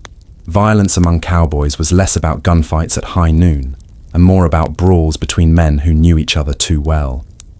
Fistfights were common on trail drives, fueled by exhaustion, liquor, and boredom. Guns were rarely drawn, because killing a fellow hand could end the whole drive. But bruises, black eyes, and chipped teeth, those were as much a part of cowboy life as dust. You watch one evening as two men clash over something trivial, a missing bandana maybe, or an insult tossed too casually. They square off by the fire, fists swinging clumsily, bodies crashing, into the dirt. The circle of men cheers and jeers, half referee, half audience. You join in, because what else can you do? Out here, fights are entertainment as much as they are grudges. Eventually, one man lands harder, the other stumbles, and the crowd pulls them apart before real damage is done. Tomorrow they'll grunt, apologies, share a pot of beans, and ride side by side again. But not all rivalries end so neatly. Sometimes resentment festers. A crooked smile becomes a daily irritant. A habit, like whistling off key or spitting too close to the fire, turns into a provocation. You find yourself watching certain men warily, avoiding their gaze, measuring their tone. The prairie is too wide for grudges, but somehow they bloom here anyway, fed by monotony and pride. Here's your quirky tidbit. Some cowboys carried fight charms, odd trinkets like rabbit's feet, bent nails, or carved bone, believing they gave luck in brawls. You once saw a man kiss a chicken feather tucked in his hat before swinging his fists. Did it work? Well, he lost 3 teeth, but he swore the feather saved his life. Superstition makes strange allies. Historians still argue whether cowboy rivalries defined trail culture or whether camaraderie outweighed conflict. Some memoirs paint drives as brotherhoods, men united against dust and danger. Others emphasize the constant squabbles, the flare-ups of temper that sometimes ended in blood. The truth, as always, probably sits in the middle. Bonds formed easily, but so did grudges. Men were men, and confinement under hardship magnified both. You learn to manage it, to read the signs. When laughter turns sharp, you shift your seat. When voices rise, you tighten your grip on your cup and keep quiet. You pick your allies carefully, men who can joke without malice, who share their tobacco without fuss, and you avoid the ones whose eyes glitter too much when hands drift toward belts. One night, sitting by the fire, a cowboy nudges you. You know the rule, don't you? Don't fight the man who cooks your beans. Don't fight the man who holds your rope. And definitely, don't fight the man who rides drag. You'll be tasting dust in more ways than one. You laugh, but it's true. Out here, fights are never just between 2 men. They ripple through the whole outfit, shaping trust, breaking bonds, shifting balance.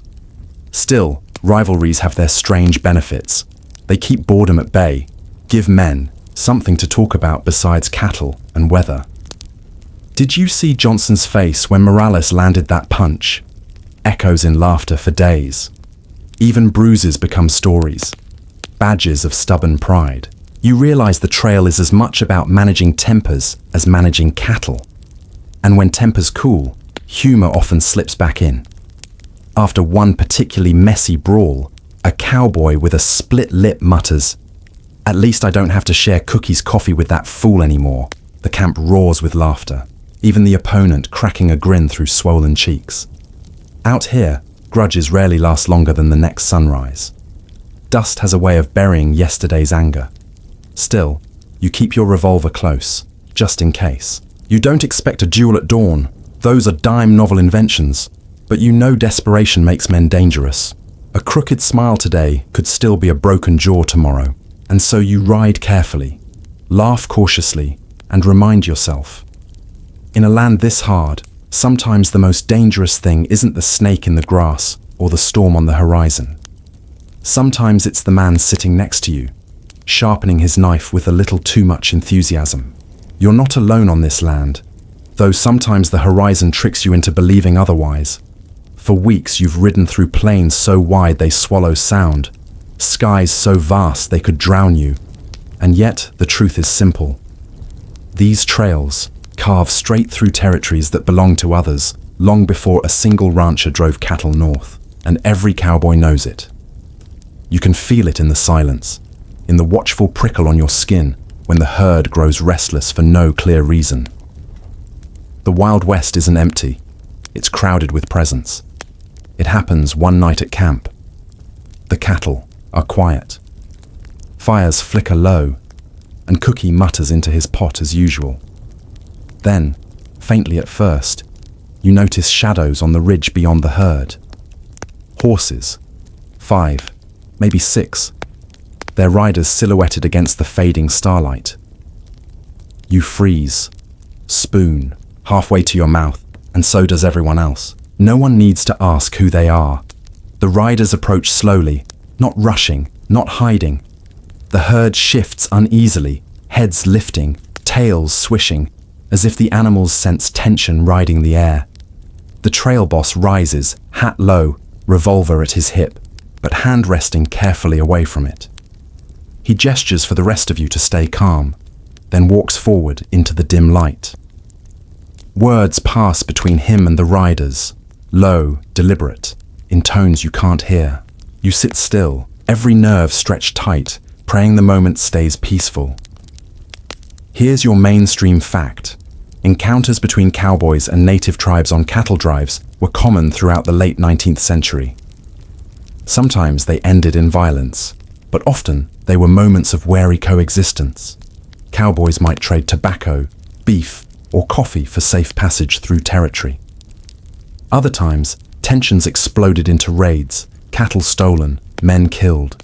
The reality was far more complex than the simplified tales you've heard in movies. Tonight, luck leans your way. After a tense silence, laughter breaks out from the ridge. One of the riders accepts a sack of beans from Cookie, reluctantly, judging by his scowl, and tosses back a bundle of dried herbs in return.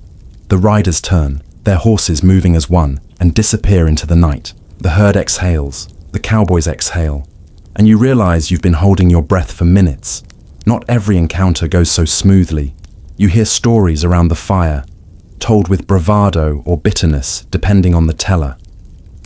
One man claims he lost a cousin in a raid on the Brazos. Another boasts of trading a busted saddle for a blanket that kept him alive through winter. You can't tell which stories are true, which are exaggerated, which are pure invention. But you know enough to ride cautious when shadows flicker at the edge of vision. Here's your quirky tidbit.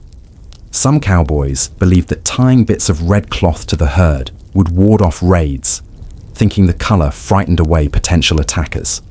Did it work? Hard to say.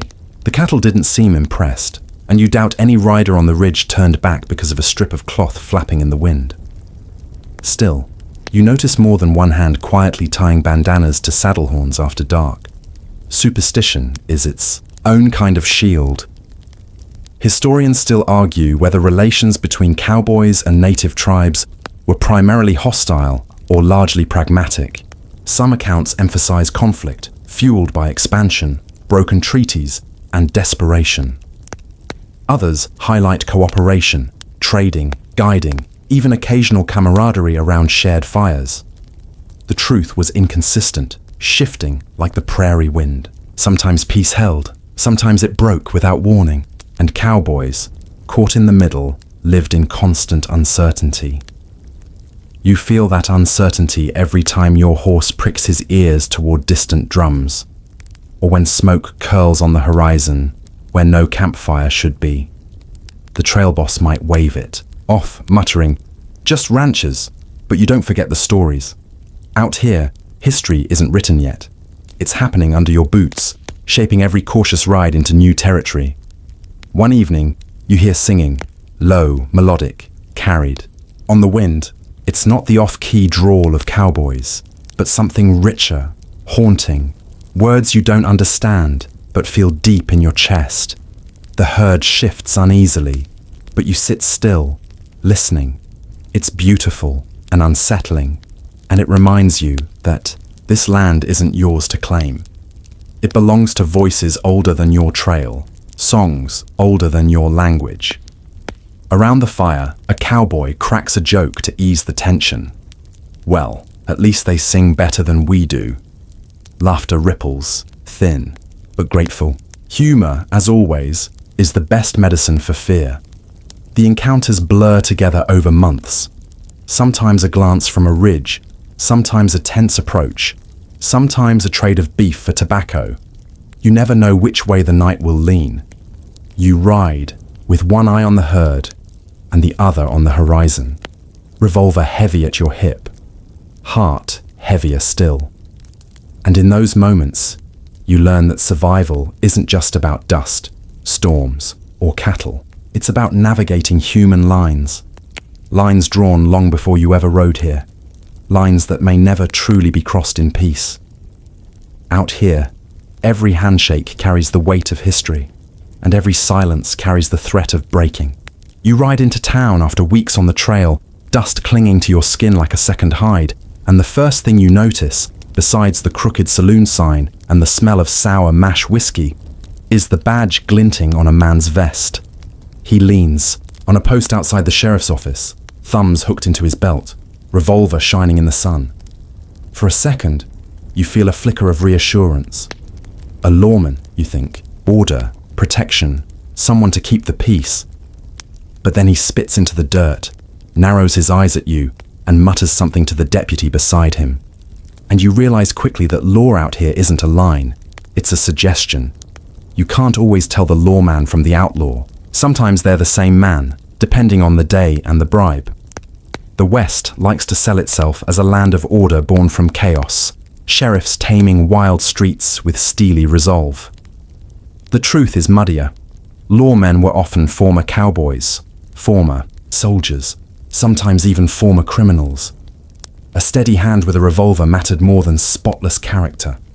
Towns needed men who could command respect, or fear. Whether those men tilted toward justice or corruption was another matter entirely. Here's your mainstream fact. Famous lawmen like Wyatt Earp, Bat Masterson, and Wild Bill Hickok all had careers that blurred lines between upholding the law and skirting it. Hickok, for instance, was a gambler and sometimes gunman long before he pinned on a badge. Earp ran saloons and brothels alongside keeping order. The myth of the flawless noble sheriff doesn't hold under close inspection. These men were complicated, messy, and often self-serving. You step off your horse, stretching stiff legs, and catch whispers in the air. "Watch your pockets," someone mutters. "Sheriff's boys will fine you just for breathing too loud." You smile thinly. Welcome to justice, frontier style. Outlaws, meanwhile, aren't always the snarling bandits of dime novels. Sometimes they're desperate ranch hands. Sometimes gamblers gone broke. Sometimes men who chose a faster route to wealth than honest cattle drives. You see them in the saloon, hats low, pistols polished, smiles sharp. They buy drinks loudly, slap coins onto tables, and win games by intimidation more than luck. Are they dangerous? Absolutely. But they're also strangely magnetic. You can see why some men drift toward that life. Shorter, riskier, but with better whiskey. Historians still argue whether outlaw gangs like the James Younger Brothers or Billy the Kid's Regulators were true threats to frontier life or just sensationalized by newspapers hungry for drama. Some records show robberies, murders, chaos. Others suggest they were small-scale criminals blown into legends by Eastern papers eager to sell copies. The debate lingers. Were they terror or theater? Out on the trail, you suspect the answer. Depends on which end of the pistol you're standing. Here's your quirky tidbit. Some sheriffs handed out deputy for a day badges to cowboys or townsfolk willing to join posses. Imagine staggering into town for a bath and whiskey, only to be sworn in, handed a rifle, and told to chase down bandits by sundown. You laugh, but it happened often enough that more than one trail hand ended up playing lawman between drives. You notice it yourself the longer you linger in town. The sheriff eyes gamblers with suspicion, unless, of course, they pay their fees. The deputy breaks up brawls, but only after his cousin has landed enough punches to win. Justice isn't blind here, it squints, favors bargains. Some nights, the lawmen look more dangerous than the outlaws, and you remind yourself not to get caught in the crossfire. Still, towns cling to their lawmen. Badges matter, even when tarnished. They give shape to chaos, a semblance of order. A sheriff leaning on a post, shotgun in hand, is at least a signal. There are rules here, even if they bend. And sometimes, when real danger comes, raiders, rustlers, gangs, those men do stand firm. You hear stories of Hickok holding a street alone, of Earp walking calmly into gunfire. Maybe the truth has been polished, maybe not, but the image holds power. Around the fire that night, the cowboys joke. Difference between a sheriff and a thief? One asks. About $5. Laughter follows, though it's a weary laugh, edged with truth. Another adds, "At least outlaws don't charge taxes on top." More laughter, more groans, but you feel the unease beneath. Everyone knows tomorrow the sheriff could be your ally, or your enemy. Depends on whether he's had breakfast. You roll into your bedroll later, revolver heavy at your side, and think about law on this frontier. It isn't carved into stone. It isn't blind. It's written in dust, erased by wind, rewritten by whoever holds the loudest voice or the steadiest aim. Justice here doesn't taste clean. It tastes like whiskey left too long in a dirty glass, burning, bitter, and hard to swallow. And as you drift into uneasy sleep, you realize something else. In the Wild West, you'll meet lawmen who act like outlaws, and outlaws who sometimes protect more than they steal. The line blurs until you can't see it anymore. Out here, survival doesn't care what badge a man wears. You ride north, and time stops making sense. Days dissolve into each other, sunrises bleeding into sunsets, until you can't recall where one week ends and the next begins. The trail becomes your world, a ribbon of dust stretching ahead forever, broken only by rivers, storms, and the stubborn backsides of cattle. Each mile feels the same, hooves pounding, leather creaking, dust choking your lungs. And yet, each mile carries you closer to the promise of payday, railheads, towns, and markets far beyond the horizon. The long trail north isn't about excitement, it's about endurance. You wake at dawn, your body sore, saddle rubbing blisters, raw, eyes gritty from another restless night. Breakfast is beans, maybe bacon if cookie's feeling generous, coffee so strong it could peel paint off a barn. Then you're back in the saddle, riding flank or drag, pushing cattle that move slower than paint, drying on a fence. You shout, whistle, crack your rope, trying to keep them pointed in the right direction. And every day, you wonder why anyone in their right mind would call this a job worth doing. Here's your mainstream fact. The great cattle drives of the 1860s, 80s often stretched hundreds of miles. Trails like the Chisholm or the Goodnight Loving carried herds from Texas to Kansas, where railroads shipped beef east. Drives could last 2 to 3 months, covering up to 15 miles a day. For cowboys, that meant long weeks of monotony, broken by flashes of chaos, storms, stampedes, river crossings.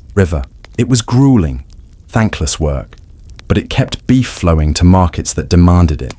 The monotony gnaws at you. You hum songs under your breath, repeat jokes you've told a dozen times, count stars until numbers blur.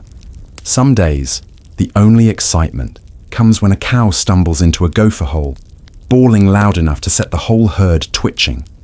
Other days, a snake spooks a horse, sending a rider tumbling, and in those brief flares of chaos, you almost feel alive again. Almost. The herd stretches like a living river, thousands of horns glinting in the sun. You ride alongside, hat pulled low, bandana damp against your face. Heat bakes the plains until the air shimmers, mirages dancing in the distance. You dream of water, shade, clean shirts. Instead, you get dust caked into every crease of your skin. You joke with the man beside you. "At least the cattle smell better than us." He snorts. That's not a compliment. Nights blur into days, but the trail north has its own strange rhythm. At night, you circle the herd, singing softly to keep them calm. Your voice cracks, but it doesn't matter. The cattle don't judge. You croon nonsense verses, lullabies twisted into trail songs. Other cowboys join in, voices drifting together across the plain. It's a strange kind of music, ragged but steady, tying you to the herd and each other. Here's your quirky tidbit. Some cowboys swore by telling long, rambling jokes or stories to the cattle at night, claiming the sound of human voices soothed them. Imagine 2,000 steers lulled to sleep by a man reciting every dirty limerick he ever heard. It sounds ridiculous, but after a few stampedes, you're ready to try anything. Historians still argue whether cattle drives were romantic adventures or grinding misery. Dime novels and Wild West shows painted them as heroic journeys, cowboys riding free across endless plains. But diaries and letters tell a harsher truth. Men broke from exhaustion. Horses collapsed. Pay barely justified the work. Which version is true? Maybe both. Freedom rode alongside misery, and only the men in the saddle knew how heavy the balance leaned.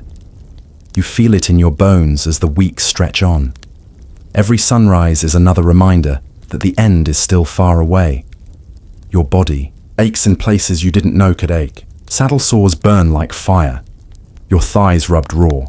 Your back screaming from endless hours hunched forward. You joke weakly with another rider. When we get there, I'm buying a chair and never leaving it. He grins. Make sure it comes.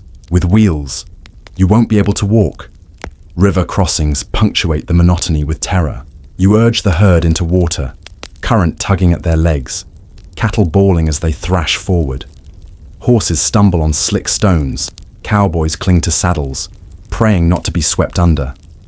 You choke on spray, mud sucking at hooves, heart hammering, until the far bank rises beneath you. Survival feels like victory, even if half the herd comes out dripping and shaking. Food grows worse the longer you ride. Beans, bacon, coffee, on repeat until you trade your boots for fresh bread. Cookie experiments sometimes, tossing in whatever he finds, wild onions, cactus pads, even a squirrel unlucky enough to cross paths. The men joke, groaning as they eat, but plates are scraped clean all the same. Hunger doesn't leave room for pride. You ride on, dust storms, rain squalls, blistering heat, bone-cracking cold. The trail offers no mercy, and you learn not to expect any. But you also learn resilience. You discover you can survive on 4 hours of sleep, on food barely edible, on humor so bad it makes you groan and laugh at once. You realize the long trail north isn't just about cattle. It's about proving you can endure more than you thought possible. By the time you glimpse the first lights of a railhead town, you're half dead with exhaustion. The promise of pay glimmers ahead, but it hardly matters. What you want is rest, a bed, a bath, maybe a bottle. You ride the last miles in silence, too tired to joke, too numb to cheer. And when the herd finally corrals for the last time, you slide from your saddle and nearly collapse. The long trail north has bled you dry. It's taken your strength, your comfort, your patience. But it's also etched something into you. A toughness, a stubbornness, a strange pride. You survived, and somehow that feels like more than money could ever buy. The railhead town glimmers in the distance like salvation. Lanterns glowing through the dusk. The faint hum of voices drifting across the plain. After weeks and months of dust, storms, stampedes and beans that could double as roofing shingles, the sight of wooden roofs and swinging signs feels unreal. You tug your hat lower, squinting, half expecting the town to vanish like a mirage. But it doesn't. The herd is delivered, the cattle corralled, the boss counting heads and making deals. For the first time in what feels like a lifetime, your job is done. And then comes payday. The trail boss gathers you and the rest of the crew near the wagon, hands wrapped around a satchel that looks smaller than it should. He calls names, one by one, pressing a handful of bills or coins into each calloused palm. When it's your turn, you shuffle forward, heart pounding as if you're about to be judged. His hand drops your wages into yours. Months of sweat, blisters, sleepless nights, and near-death stampedes distilled into paper and silver. You stare at the money, feeling both pride and bitterness. Pride because you survived. Bitterness because it doesn't seem enough. Here's your mainstream fact. The average cowboy on a trail drive earned about $30–40 a month in the 1870s, 80s. That's less than some clerks made back east, and far less than the legends suggest. The work was brutal, the risks enormous, and yet the pay barely covered necessities. But for many men, it was still better than nothing. The men around you grin, slap each other on the back, wave bills in the air. A few kiss the coins dramatically, earning laughter from the circle. One cowboy jokes, "Well, boys, I'm rich enough to retire until tomorrow morning." You laugh too, because it's true. The money feels heavy now, but it won't last long. Payday doesn't end with saving or investing. It ends with town. Saloons swing open their doors, whiskey flows, poker tables groan under the weight of eager hands. You step inside, pockets full. And suddenly, the bartender looks friendlier. The whiskey tastes smoother, the music brighter.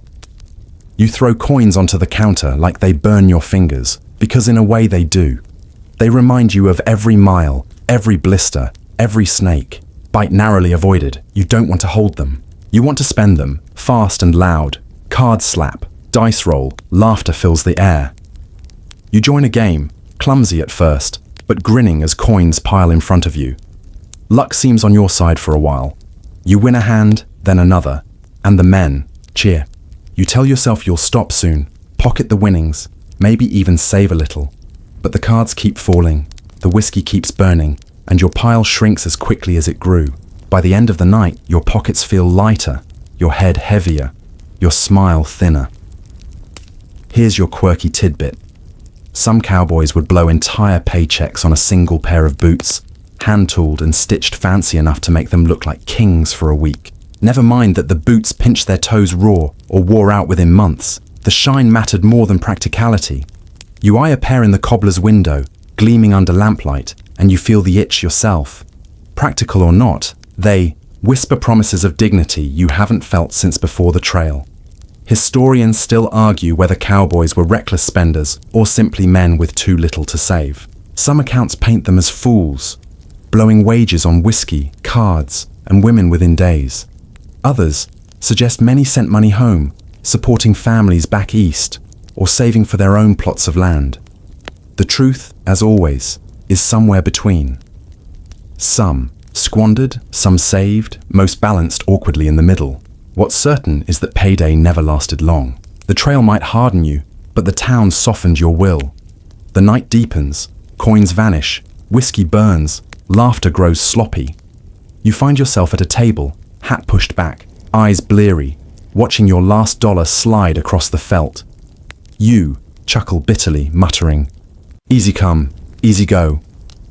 A cowboy beside you laughs, mostly go.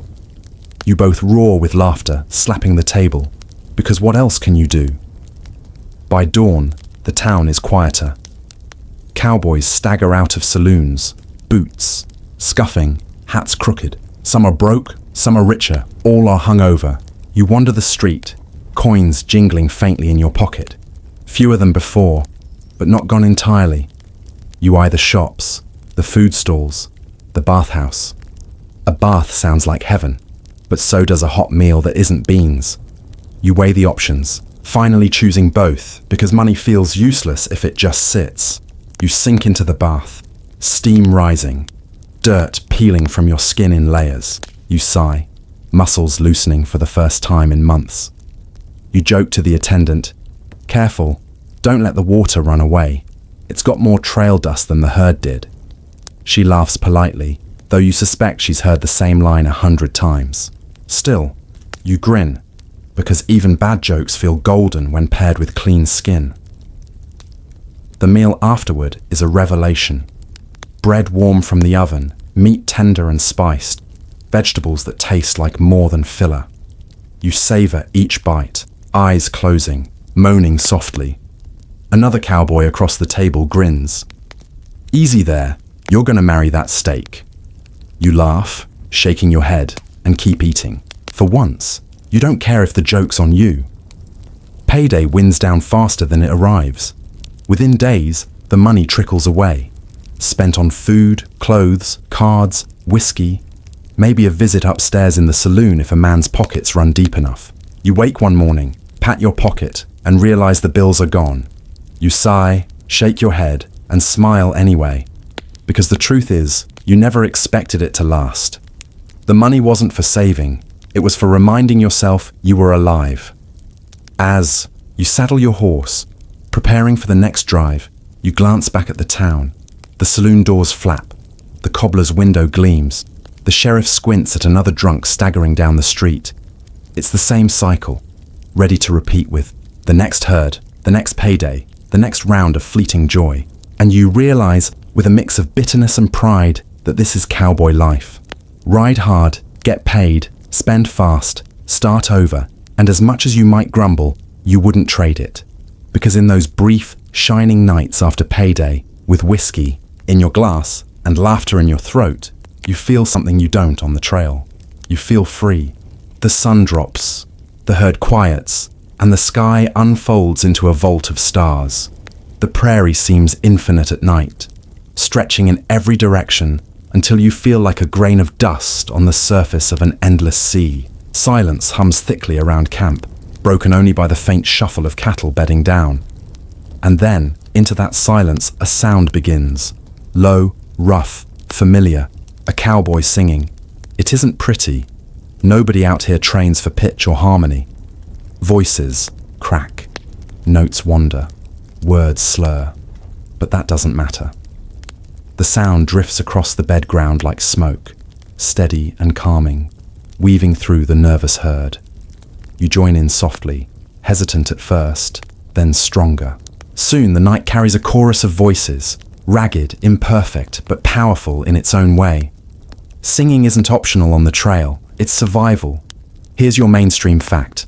Cowboys sang at night to keep the cattle calm.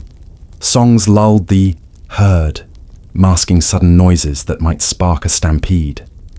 A steady voice told the cattle their human guardians were near, watching, present. Some herds grew so accustomed to the nightly serenades that silence itself became dangerous. Quiet made them uneasy. So you sang, whether you wanted to or not. You crooned simple verses, words looping endlessly. Get along, little doggies. Whoopee-tee-yo. The rhythm matters more than the meaning. The cattle sigh, tails flicking, hooves shuffling, but they stay grounded. And as your voice weaves into the mix, you feel something shift inside you. The loneliness that gnawed at you all day loosens, replaced by a strange warmth. For a few moments, you aren't just a cowboy lost in endless dust. You're part of a choir under the stars. The songs wander, just like the stories. One man belts, a tune about a sweetheart back home, versus more wish than memory. Another hums nonsense syllables, making up words as he goes, and everyone chuckles but joins anyway. A third sings a hymn, voice trembling, and the others fall respectfully quiet before easing into harmony. The night becomes a patchwork of melodies, secular, sacred, silly, all stitched together by necessity and shared fatigue. Here's your quirky tidbit. Some cowboys swore that certain songs worked better than others. Red River Valley was said to calm skittish herds faster than beans calm hunger. Others believed yodeling carried farther, bouncing off the prairie and wrapping the herd in sound. One cowboy even claimed whistling a polka kept wolves at bay. You're not sure about that one, but you whistle along just in case. Historians still argue whether cowboy songs were primarily borrowed folk tunes or original creations. Some say most were adaptations of Irish ballads, African American, spirituals, or Mexican corridos, reshaped to fit trail life. Others argue cowboys improvised constantly, crafting new verses on the spot, many of which were lost to time. The debate continues, but one truth stands firm. Music on the trail was as essential as saddles or ropes. Without it, both cattle and cowboys might have broken under the strain. You notice how songs shift with mood. On nights after stampedes, the voices are softer, wearier, heavy with relief. On nights after payday, they're louder, rowdier, verses filled with laughter and nonsense. Sometimes, after long, lonely stretches, the songs turn wistful, aching with the weight of homes far away. You feel it in your own throat, that tug of memory you rarely let yourself admit. Singing makes the ache bearable, turning sorrow into sound, and then there's the joking. No cowboy can resist slipping humor into a verse. One man sings about cookies beans, rhyming delight with keep you up all night, and the camp erupts with laughter. Another riffs on your trail boss's snore, comparing it to thunder, and even the boss chuckles, shaking his head. Humor sneaks into song as easily as dust sneaks into your boots. It keeps the nights light, even when the work feels crushing. You sing until your throat is dry, until your eyelids droop, until the herd's breathing evens out into a low, steady hum. And as you crawl into your bedroll, the last note still hanging in the air, you realize the songs aren't just for the cattle.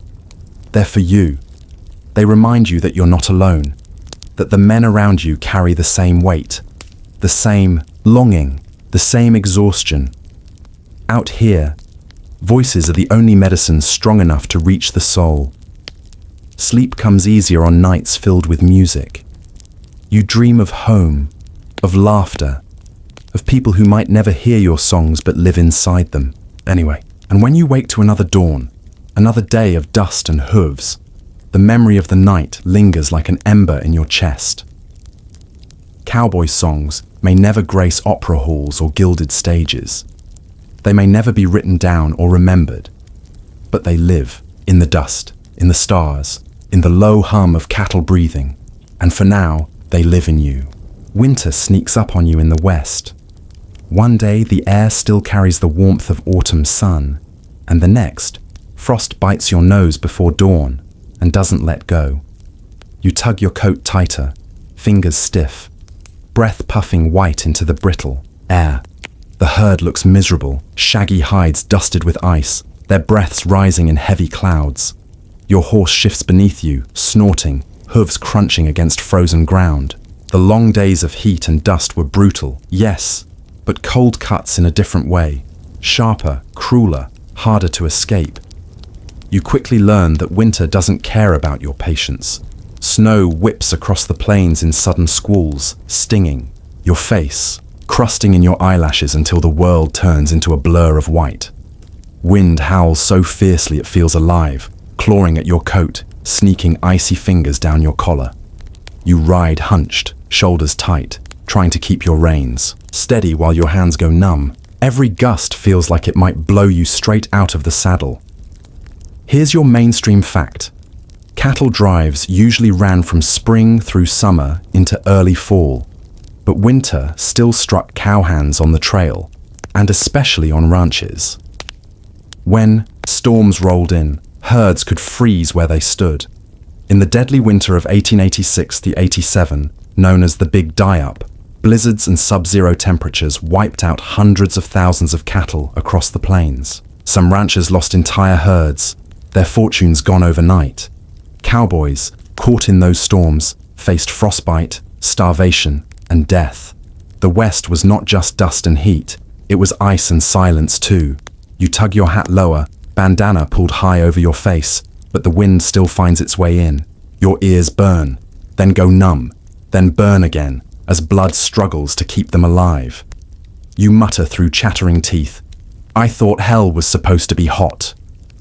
The cowboy riding beside you grins weakly, his mustache frozen stiff. This is the waiting room. The herd trudges forward reluctantly, hooves slipping on icy ground. You whistle, slap your reins, coax them along, but their pace is slower than ever. Hunger gnaws at them, grass buried under snow. They lower their heads, snorting, pawing at the ground to reach what little forage remains. You feel their desperation as your own, because you're hungry too. Your belly empty, but for beans that taste colder every night. At camp, you gather around the fire, huddled close as Cookie curses the wood that won't stay lit in the wind. Sparks fly sideways, smoke stings your eyes, and still you cling to the weak warmth. Coffee freezes in its pot if you're not quick. You wrap your hands around the tin cup like it's salvation, ignoring the fact that the drink tastes more like smoke than coffee. Anything hot is heaven. Here's your quirky tidbit. Some cowboys swore by stuffing newspapers into their clothes for insulation. Others lined boots with dried cow dung, claiming it kept their feet warmer than wool. You wrinkle your nose at the thought, but on nights when your toes feel ready to snap off, you start to reconsider. Desperation breeds creativity. and the cold doesn't judge. Historians still argue whether cowboys suffered worse from heat or cold. Some accounts describe men fainting from sunstroke, lips cracked and bleeding under summer skies. Others recall nights where frostbite blackened fingers, men waking unable to grip their reins. Which was harsher? The debate continues. But as your teeth chatter and your bones ache, you know your vote leans firmly toward winter. You climb into your bedroll at night, shivering violently, breath frosting inside the canvas. You curl tight, trying to trap your own warmth, but the cold seeps through anyway. Sleep comes in fits, broken by tremors, every sound magnified by the silence of snow. Coyotes still howl, but their cries seem distant, muffled by the white blanket covering the land. The stars above are sharper than ever, cruel in their brilliance, watching you suffer without care. Morning doesn't bring relief. It brings ice-crusted saddles, frozen ropes, water buckets stiff as iron. You chip at ice with numb fingers, cursing, then laugh weakly as another cowboy mutters, "Well, at least the snakes are gone." He's right. Winter kills rattlers, small mercies. Your horse's breath plumes like steam, mane stiff with frost. You pat his neck, whisper encouragement, and swing stiffly into the saddle.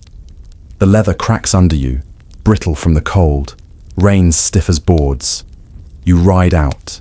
Anyway, because there's no choice. The cattle need moving, the trail needs following, and winter won't wait. Some nights, storms roll in heavy, burying the world in white.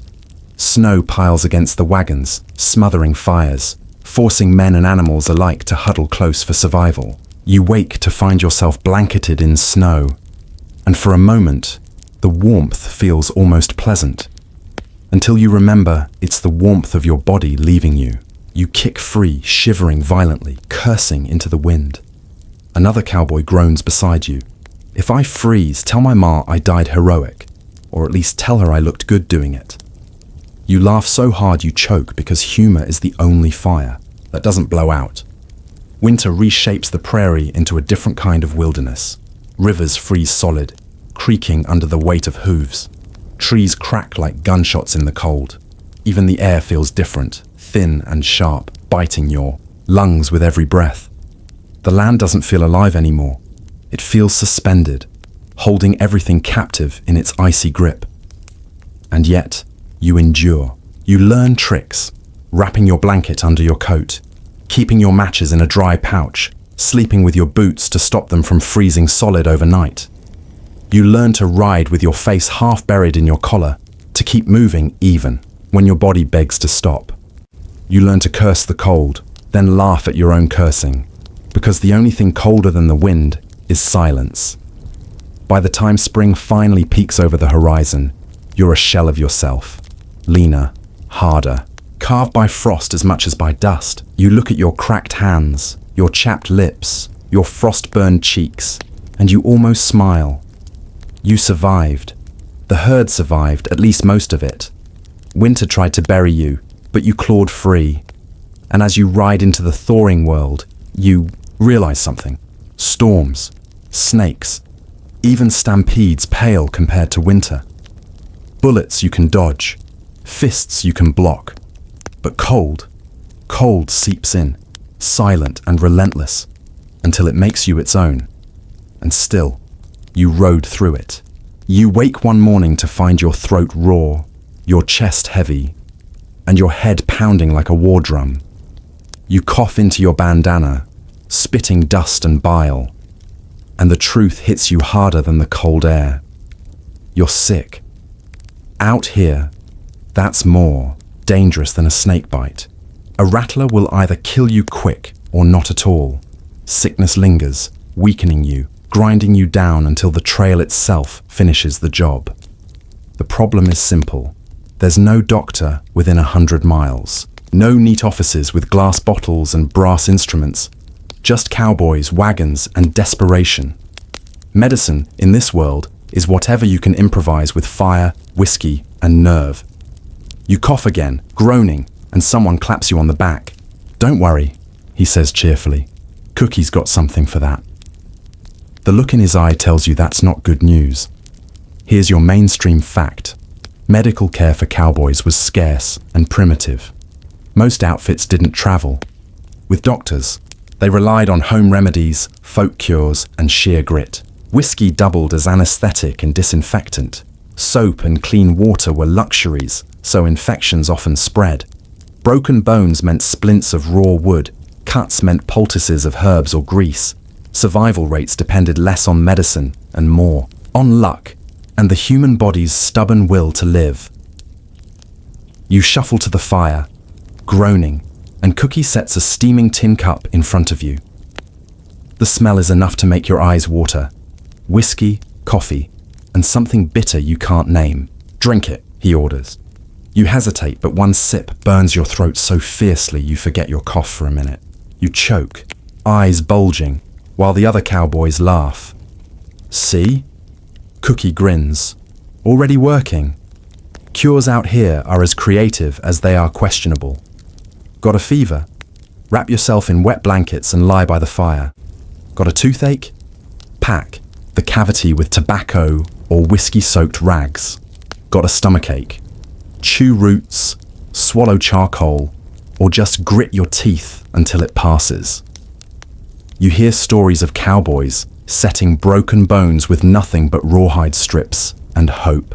You believe them because you've seen worse. Here's your quirky tidbit. Some cowboys carried spider webs in their saddlebags, believing they made the best bandages for cuts. The webs supposedly kept wounds clean and stopped bleeding. It sounds ridiculous, but spider silk actually does have clotting properties. Still, the idea of wrapping your hand in webbing makes you shiver. You mutter to yourself, "Guess I'll start befriending spiders instead of stomping them." Historians still argue whether cowboys leaned more on folk medicine from Europe, Native American remedies, or pure improvisation. Some diaries describe men boiling willow bark for pain, a natural source of salicylic acid, the precursor to aspirin. Others recall poultices of cow dung pressed on wounds, sometimes saving lives, sometimes killing faster. The line between cure and curse was razor thin, and scholars debate whether trail remedies worked by chemistry, faith, or sheer stubbornness. You've seen it all by now. A cowboy slices his hand on barbed wire. Out comes a needle heated red hot in the fire, sewing flesh with horsehair. Another takes a hoof to the ribs. He's wrapped in a blanket, fed whiskey, and told to lie still until he can breathe again. Fevers run through camp, men sweating under makeshift tents, while others hum low songs to distract from the misery. You realize quickly, medicine here isn't about healing. It's about enduring until the body decides to recover. Of course, cowboys can't resist humor, even in sickness. You groan dramatically one night, clutching your side, and someone quips, "Don't die before supper, or Cookie'll serve you with beans." The laughter is cruel, but it warms you anyway. Another cowboy coughs so hard he doubles over, and his friend says, "Quit showing off, you'll scare the cattle." Even misery gets turned into a punchline, because laughter feels like a cure all its own. When ailments linger too long, the trail boss might send a man ahead to the nearest settlement. Doctors there are scarce, expensive, and often just as questionable as Cookie's bruise. Some trained in proper schools, others simply declared themselves physicians after reading a book or two. You've heard stories of both miracles and disasters. Arms saved, lives lost, fees that emptied wallets for nothing but laudanum and promises. The cold worsens, your cough deepens, but you keep riding. There's no choice. The herd doesn't stop for your lungs. You lean in your saddle, shivering, breath shallow, but you push on. At night, you sip Cookie's concoctions, grimace, and joke weakly. If this doesn't kill me, the taste will. Laughter ripples, soft but real. You smile despite yourself, realizing humor may be the most reliable medicine of all. The truth settles over you like the blanket at night. Cowboys didn't expect to live long, didn't expect to stay healthy. They expected hardship, and they survived with roots, whiskey, spiderwebs, and sheer will. And somehow, that was enough. You've spent months surrounded almost entirely by men. Dusty, foul-smelling, loud-snoring men. The trail is a world of sweat, boots, and beans. So when you finally ride into a frontier town and catch sight of women, it's like stumbling on an oasis. Not because of romance, not exactly, but because they remind you there's more to life than dust and cattle. Women on the frontier are not the porcelain figures from Eastern magazines. They're steel wrapped in calico, tougher than most men you know, and whether admired, scorned, or simply endured, they shape the West as much as any cowboy. The first women you notice are the saloon girls. Bright dresses, hair pinned high, eyes sharp as broken glass. They lean across bar counters, laugh at cowboy jokes, dance when the piano bangs out a ragged tune. Some men see them as symbols of sin, others as salvation, most as entertainment. But you can't help noticing the calculation in their smiles, the way they measure each customer, deciding who gets a wink and who gets a cold shoulder. Survival. Here demands more than beauty. It demands cunning. Here's your mainstream fact. Women in frontier towns often worked in saloons, boarding houses, laundries, or as teachers. Some became ranch owners or businesswomen. While Eastern papers painted the West as a man's world, women were vital to settlements, keeping towns functional and families alive. Many worked grueling jobs, hauling water, farming, sewing, or cooking, alongside raising children in conditions harsher than most men could stomach. You leave the saloon's glow and see another kind of woman, one hauling buckets from a well, arms corded with muscle. Her dress is patched, her face weathered, but her gaze is steady. She doesn't flinch when a group of cowboys swagger past. In fact, they step aside for her. She's not entertainment, she's the backbone of the town. Without her and others. Like her, there'd be no food, no water, no clean shirts. She doesn't get songs written about her, but maybe she should. On the trail itself, women are rarer, but not absent. You've heard of ranchers' daughters, who ride as well as any man, roping cattle, breaking horses, and cooking for entire crews. You've met a widow running her own spread after her husband's death, stubbornly refusing to sell, keeping cattle alive through drought and storm. Her neighbors mutter in half admiration, half jealousy, but she shrugs and rides on. Out here, competence matters more than gender. Here's your quirky tidbit. Some cowboys swore that women's pies, apple, peach, or pecan, were strong enough to heal saddle sores. One cowboy even claimed he cured a fever by eating 3 in one sitting. You doubt the medical science, but you'd happily test the theory if anyone offered you a slice. Historians still argue whether the frontier liberated women or burdened them further. Some see the West as a place where women gained independence, running businesses, owning land, and voting earlier than their Eastern sisters. Wyoming granted women the vote in 1869. Others argue frontier life doubled women's workload, trapping them in endless cycles of labor with little recognition. The truth, as usual, lies tangled. Women out here carried both freedom and weight, often at the same time. Around campfires, men talk about women with a mix of awe, fear, and longing. Some spin wild tales about saloon queens who could shoot straighter than sheriffs, or school teachers so fierce they whipped grown men into line. Others confess quietly about wives back, home, or mothers they haven't written in months. Voices soft with guilt. You sit listening, realizing women are ghosts on the trail, absent, yet always present in conversation, memory, and yearning. When women do appear, they unsettle the balance. A single woman walking into camp draws stares, silence, nervous laughter. Men polish their boots, comb their hair with dirty fingers, straighten suddenly. It's ridiculous and comical, you included, but it shows how starved the trail is for difference, for softness, for anything beyond the grind of hooves and beans. You remember one evening vividly. A rancher's wife brought food to the crew. Bread, butter, preserves. You've never seen men sit straighter, say, "Thank you, ma'am," more politely, or blush so hard when offered seconds. Cookie glared, muttering, "She's gonna ruin you all. My beans'll taste like dirt after this." You laughed because he was right. For days, Men sighed wistfully, remembering jam instead of dust. Humor sneaks in too.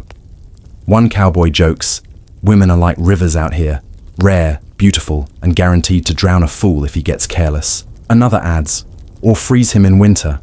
The camp erupts, not because the jokes are sharp, but because laughter keeps longing from cutting too deep. The truth settles in as you watch women across towns and ranches. They endure more than most cowboys ever will. Men ride trails, fight stampedes, break bones, but women raise families in sod houses that leak when it rains, nurse the sick without doctors, face loneliness as sharp as prairie wind. They keep going quietly, fiercely, without the luxury of swagger.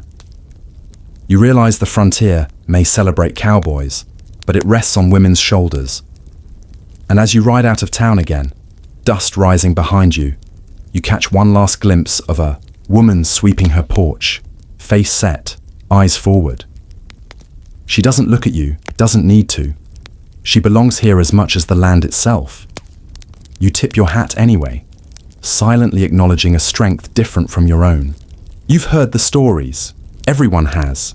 Even before you set foot in the saddle, dime novels filled your head with visions of six-shooters flashing at noon, bandits lurking in canyons, lawmen striding tall through dusty streets.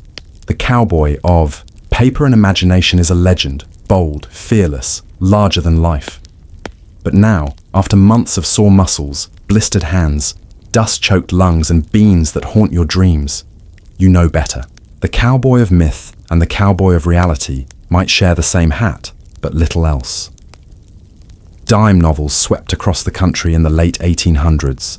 Cheap booklets sold at stations and general stores, printing tales of cowboys, outlaws, and sheriffs in bold black ink.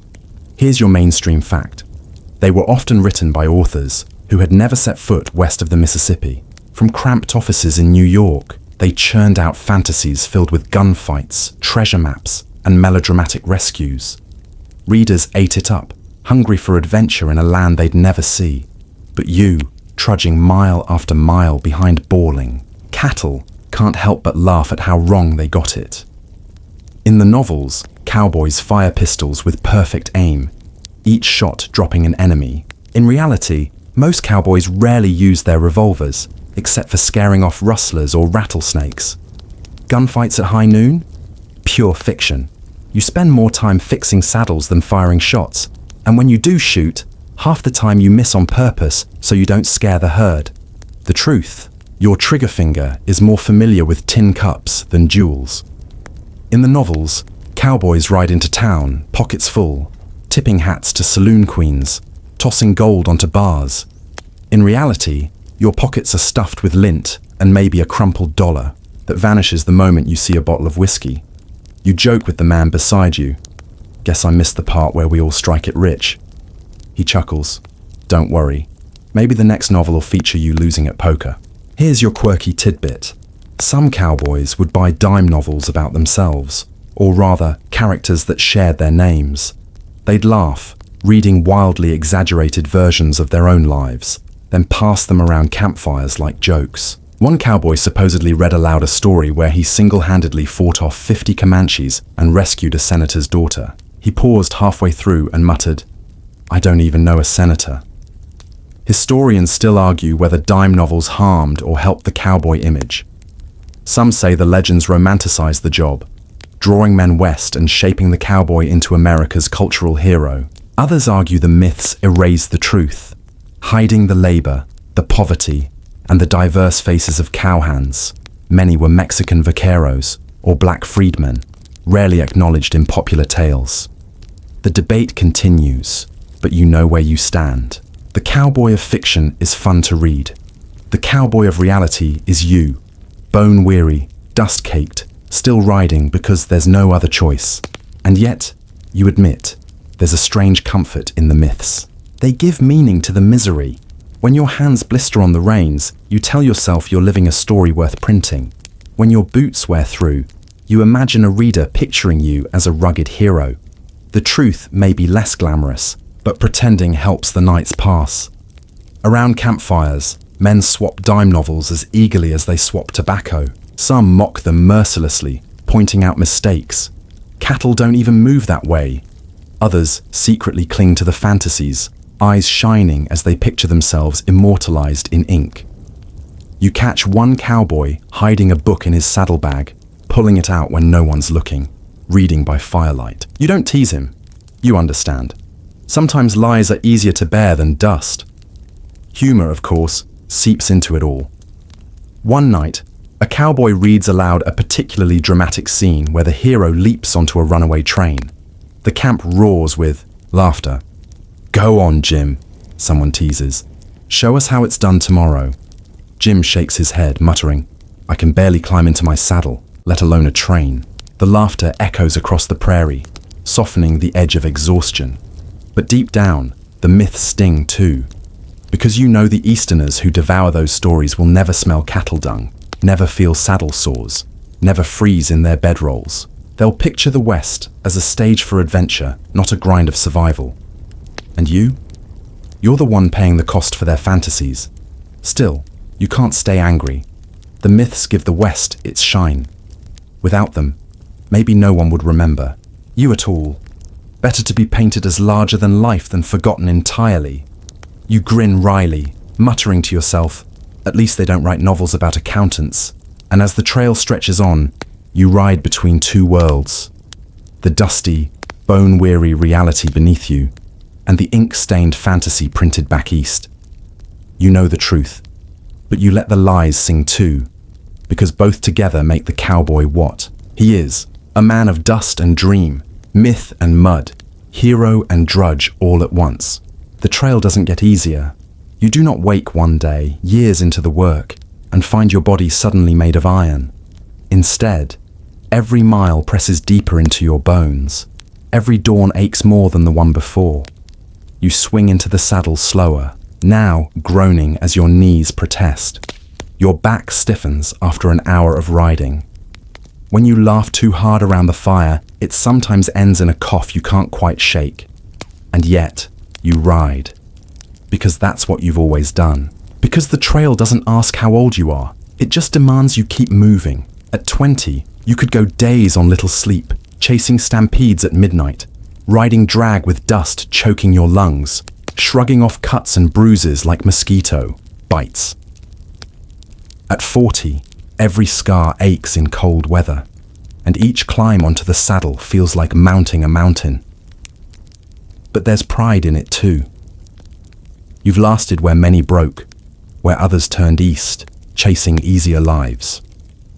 You're still here, leather creaking, reins in hand, eyes on the horizon. Here's your mainstream fact. The average working life of a trail cowboy was short. Many lasted only a few years before injury, illness, or exhaustion forced them into other work. Ranching, farming, or town labor. Few stayed in the saddle for decades, but those who did carried the West on their backs, shaping its culture and memory. Old cowboys became foremen, storytellers, sometimes drifting into obscurity, sometimes celebrated as living relics of a fading era. Your own body tells the story. Your hands are calloused, knuckles swollen, fingers crooked from old breaks that never healed right. Your skin is a patchwork of scars. Barbed wire here, horse kicks there, burns from campfires, cuts from knives. Your face is leathered by sun, etched by wind, lined by years of squinting into distance. You look into a cracked mirror in a town, bathhouse once, and barely recognize yourself. But then you smile, and the man smiling back is still you. Older, rougher, but still stubborn. The cattle don't care how many years you've carried them. They plod forward, heads down, tails swishing, as indifferent to your aches as they are to the weather. Horses too, snorting, stamping, tossing, heads, reminding you that you must match their energy or be thrown. You grit your teeth, swing stiff legs into the saddle, and whisper encouragements that are as much for you as for them. Here's your quirky tidbit. Some older cowboys swore by, drinking vinegar mixed with pepper every morning, claiming it kept their joints from locking. Others chewed rawhide, insisting it strengthened teeth and jaw. You tried both once. The vinegar nearly burned your throat raw, and the rawhide did nothing but give you a stomachache. You muttered, "If that's medicine, I'll stick to whiskey." The others laughed, agreeing wholeheartedly. Historians still argue whether aging cowboys were respected elders or simply discarded when they couldn't keep pace. Some memoirs speak of younger men deferring to old hands, eager for their stories and wisdom. Others record bitter tales of men abandoned, left broken alone once their usefulness ended. Which is true? Probably both. Out here, survival often trumps sentiment, but respect lingers for those who endured longer than most. You feel both sides. Some young cowboys look to you for guidance, watching how you read the herd, how you know when a storm's coming, just by the shift of the wind. Others roll their eyes, muttering about old-timers slowing the drive. You chuckle either way. Respect and dismissal taste the same when you're still in the saddle. The nights grow harder though. Cold settles deeper into your bones. Sleep is lighter, broken by aches that no blanket can soften. You dream of warmth, of beds softer than dirt, of mornings without stiffness. You wake with the dawn anyway, groaning, stretching, forcing your body upright. Still alive, you mutter, and the man beside you laughs. Barely, he replies. You grin, because humor is the only answer. Around the fire, you tell stories now more than you fight or gamble. Younger men lean in, half mocking, half awed, as you describe stampedes survived, rivers crossed, winters endured. You embellish sometimes, but who doesn't? A little exaggeration oils the gears of memory. Besides, after 30 years, who can argue the details? You were there. They weren't. The last rides come quietly. Not in a blaze of glory, not in a dramatic duel, but in small concessions. You pass the rope to younger hands. You ride flank instead of lead.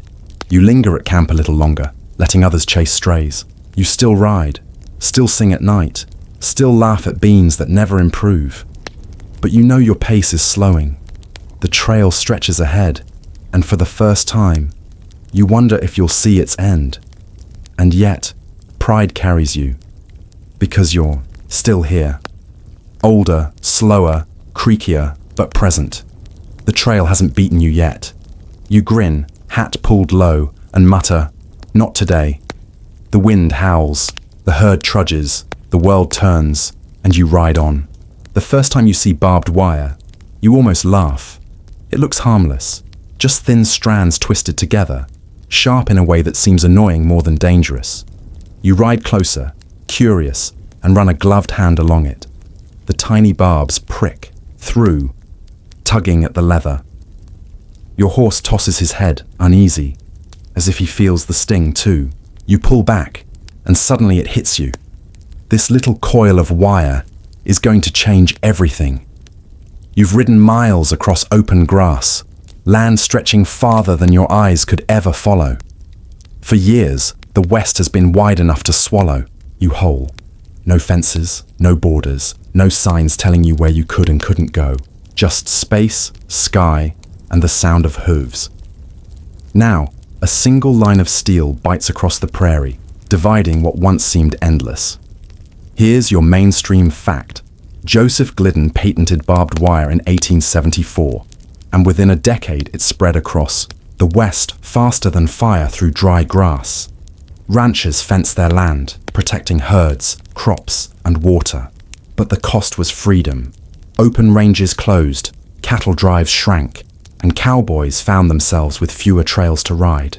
By the 1890s, the great cattle drives were nearly gone, remembered more than lived. You ride along the line of wire, mile after mile, watching it cut the prairie into squares. You imagine the cattle hitting it at night, bleeding against the barbs, panicked and wild. You picture trails blocked, rivers fenced off, paths once open, now strangled shut. Your chest tightens, not with anger exactly, but with grief. You whisper to yourself, so this is how it ends. Not with gunfire, but with wire. The railroads arrive too, roaring across the land like steel serpents. You watch trains thunder by, smoke pouring, whistles shrieking. The ground shakes beneath your horse, and you feel like a ghost, a shadow already fading, while the world surges ahead. Trains mean beef shipped in days instead of months. They mean the trail, your trail, is a relic. You spit into the dust muttering, "Guess the cattle won't miss me." Here's your quirky tidbit. Some cowboys once tried to lasso trains. Half protest, half drunken dare, they threw ropes at engines as if they could drag progress back. The rope snapped, of course, the horse stumbled, and the cowboy hit the ground flat. The story gets told with laughter, but you know the truth beneath it. They were trying to hold on to something slipping away. Historians still argue whether the cowboy era died in the 1890s or whether it simply evolved. Ranches still needed hands. Rodeos rose in popularity, and the image of the cowboy became larger than life. But out on the ground, you feel the truth keenly. The trail you lived is vanishing, fenced off, paved over, turned into stories instead of work. You wonder if the future will even remember what it felt like to ride for weeks beneath stars. Dust clinging to your skin, freedom heavy in your lungs. In towns, the change is clearer. Once cowboys swaggered through saloon doors, boots muddy, hats tilted low. Now, clerks and farmers fill the streets, their clothes neat, their hands soft compared to yours. Children stare at you like you're a leftover prop from a storybook, some point whispering. One boy tugs his mother's sleeve and asks, "Mama, is that a real cowboy?" She hushes him, embarrassed. You smile anyway, tipping your hat. Real enough, you think. At least for now. The work dwindles. Fewer herds need driving. Fewer bosses call your name. You take jobs here and there, helping mend fences, breaking horses, hauling freight. But it isn't the same. The rhythm of the trail, the song of the herd, the communion with men who rode beside you for weeks. It's gone. You sit at the edge of town one night, staring at stars, and realize they feel farther, away now. The sky hasn't changed. You have. Still, you carry pride. You lived through it. The dust storms, the stampedes, the winters that froze men stiff. You sang to cattle, fought boredom with jokes, endured sickness with grit. You were part of something, fleeting, but powerful. A way of life carved into the land before the wire closed it off. You know it in your bones. You were a cowboy, and no fence can erase that. And so, the trail fades not with a bang, but with a slow exhale. You ride less. You talk more. You become a storyteller around campfires, spinning tales for younger men who never saw the open range. They listen wide-eyed, half-believing, half-doubting, but you don't mind. You've become a bridge between myth and memory, flesh and legend. You laugh sometimes, shaking your head. The dime novels may never get it right. Historians may never agree. But you know what the West was, because you lived it. And as you tip your hat one last time, staring at fences, trains, and the fading horizon, you whisper the truth softly to yourself. It was worth it.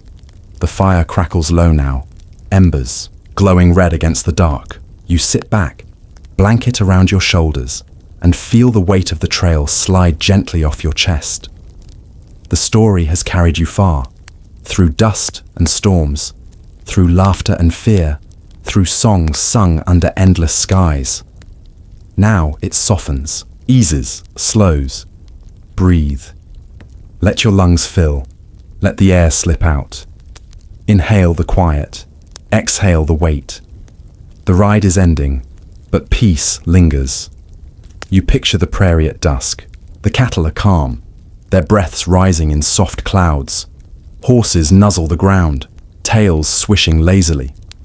Above, stars bloom in silence, infinite and patient. The west stretches wide and still, no longer demanding, only watching.